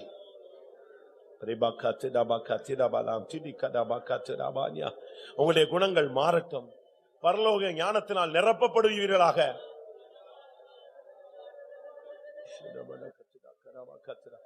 சுத்தம், சுத்தம், சமாதானம், சாந்தம், இணக்கம், இரக்கம், நற்கனிகள், அல்லேலூயா, பட்சபாதம் இல்லாத தன்மை கர்த்தர் உனக்குள்ளே அந்த கிருபையை தருவாராக. நீ விருத்தி அடைவது தேவனுடைய திட்டம். அல்லேலூயா, அல்லேலூயா. நீ ஆசீர்வதிக்கப்படுவது தேவனுடைய திட்டம். தேவன் திட்டம் பண்ணினதை செய்து முடிப்பார். அதை நிறைவேற்ற வல்லவர். தாவீது விருத்தி அடைந்ததுக்கு காரணம் தேவன் அவனோடு இருந்தார். ஈசாக்கு விருத்தி அடைந்ததுக்கு காரணம் கர்த்தர் அவனை நடத்தினார். இயேசு விருத்தி அடைந்ததுக்கு காரணம் தேவன் அவரோடு கூட இருந்தார். ஹல்லேலூயா, ஹல்லேலூயா, ஹல்லேலூயா.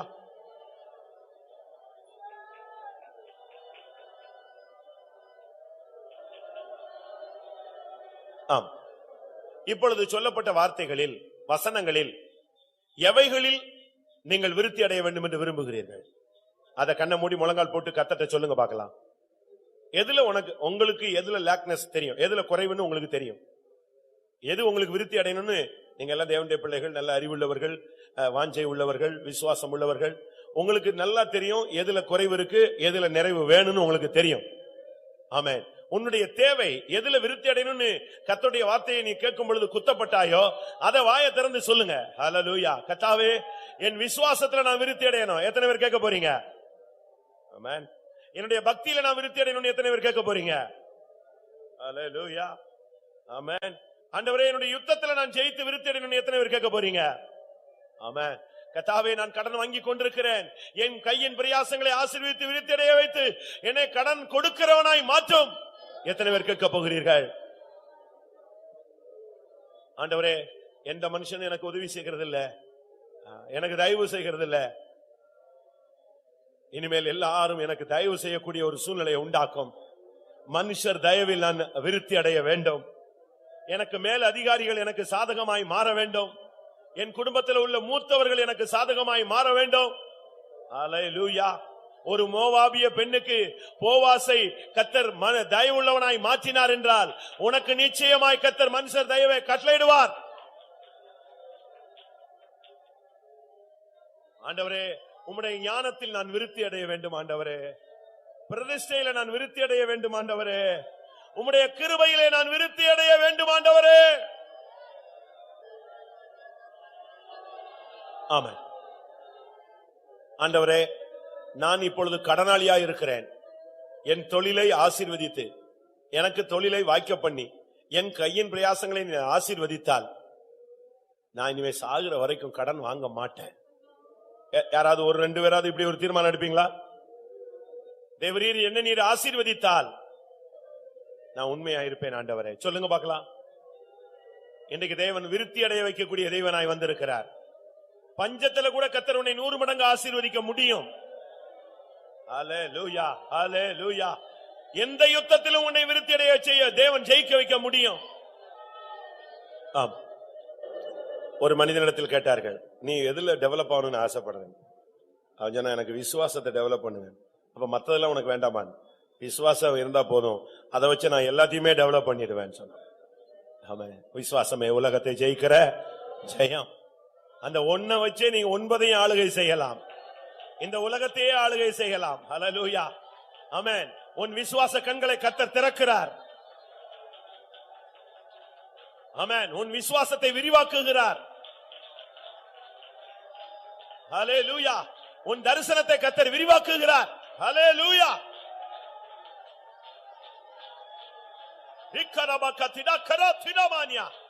உன்னை அழைத்த தேவன் உன்னை விருத்தி அடைய வைக்கும்படியாக அழைத்திருக்கிறார். ஹல்லேலூயா, ஹல்லேலூயா, ஹல்லேலூயா. இபகரபக திரபக திரகரமம் தின மஹானியாரா. ஆமென், ஆமென். கர்த்தர் உன்னை 100 மடங்கு ஆசீர்வதிக்க விரும்புகிறார். நீ விசுவாசிக்கிறாயோ? ஆமென். ரூத்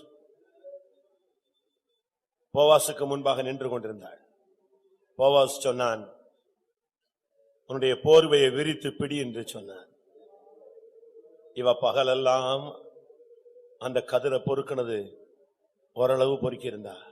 ஆனா இப்பொழுது அவன் உன் போர்வையை விரித்து பிடின்னு சொன்னான். அளந்து போட்டுக்கொண்டே இருந்தான். ஆமா, கர்த்தர் இன்றைக்கு இதுவரை நீ பொறுக்கி பொறுக்கி எடுத்து நீ முன்னேறி கொண்டிருந்தாய். இன்றைக்கு கர்த்தர் உன் போர்வையை விரித்து பிடி, அவர் உனக்கு அளந்து போட போகிறார். ஹல்லேலூயா. நீ தூக்கி கொண்டு போக முடியாதபடி கர்த்தர் உன்னை ஆசீர்வதிப்பார். இடங்கொள்ளாமல் போக மட்டும் உன்னை ஆசீர்வதிப்பார். ஹல்லேலூயா.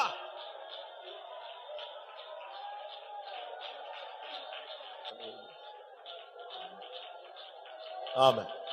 இன்றைக்கு கர்த்தர் உனக்கு 2 காரியங்களை செய்ய போகிறார். ஒன்று, உன்னுடைய உலக பிரகாரமான காரியங்களில் உன்னை விருத்தி அடைய வைக்க போகிறார். 2வது, ஆன்மீகத்திலும் கர்த்தர் உன்னை விருத்தி அடைய வைக்க போகிறார். ஆமென். தேவன் உன்னை ஆசீர்வதிக்க சித்தம் கொண்டிருக்கிறார்.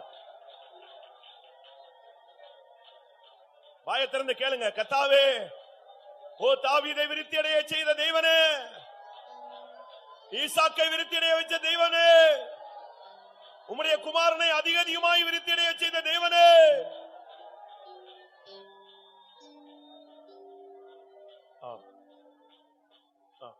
உந்தனின் பரிசுத்தம் இரக்கம் தாழ்மையுமே எந்தனின் வாஞ்சை அதுவே.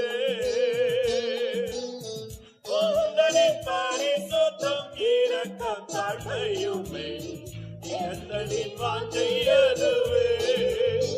தன்னிலும் அனுதினம் கிருபை வல்லமையும் என்னையே உம்மோடு நடக்க. தன்னிலும் அனுதினம்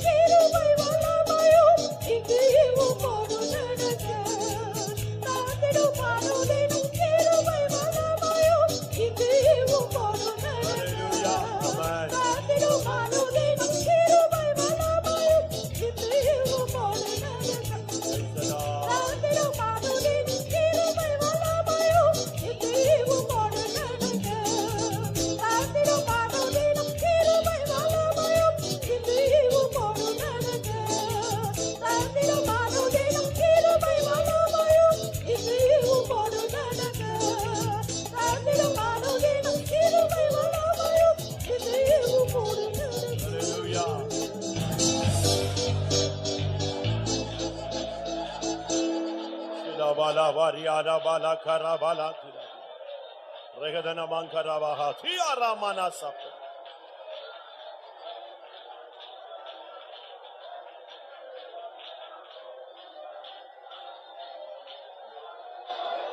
ஆமா, உனக்கு திறமைகள் இல்லாமல் இருக்கலாம், அறிவு இல்லாமல் இருக்கலாம், அனுபவம் இல்லாமல் இருக்கலாம். ஆனால் தேவன் உன்னோடு இருந்தால் உன்னை விருத்தி அடைய வைத்து விடுவார். உனக்கு எந்த பயிற்சியும் இல்லாவிட்டாலும், பழக்கம் இல்லாவிட்டாலும், தேவன் உன்னோடு இருந்தால் நீ விருத்தி அடைவாய். கிருபையில் விருத்தி அடைவாய், பக்தியிலே விருத்தி அடைவாய், விசுவாசத்தில் விருத்தி அடைவாய், ஞானத்திலே நீ விருத்தி அடைவாய். நாளுக்கு நாள் வர வர கர்த்தர் உன்னை ஆசீர்வதிப்பார்.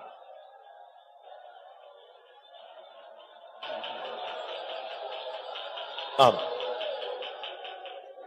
என்னுடைய பிரசங்கம்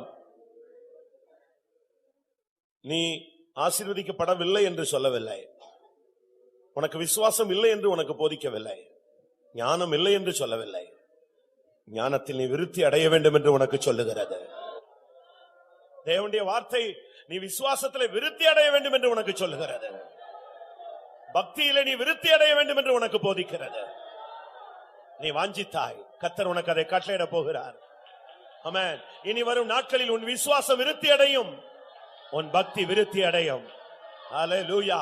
உன் கையின் பிரயாசங்கள் விருத்தி அடையும். கர்த்தர் உன்னைக்கு சொல்லுகிறார். ஹல்லேலூயா.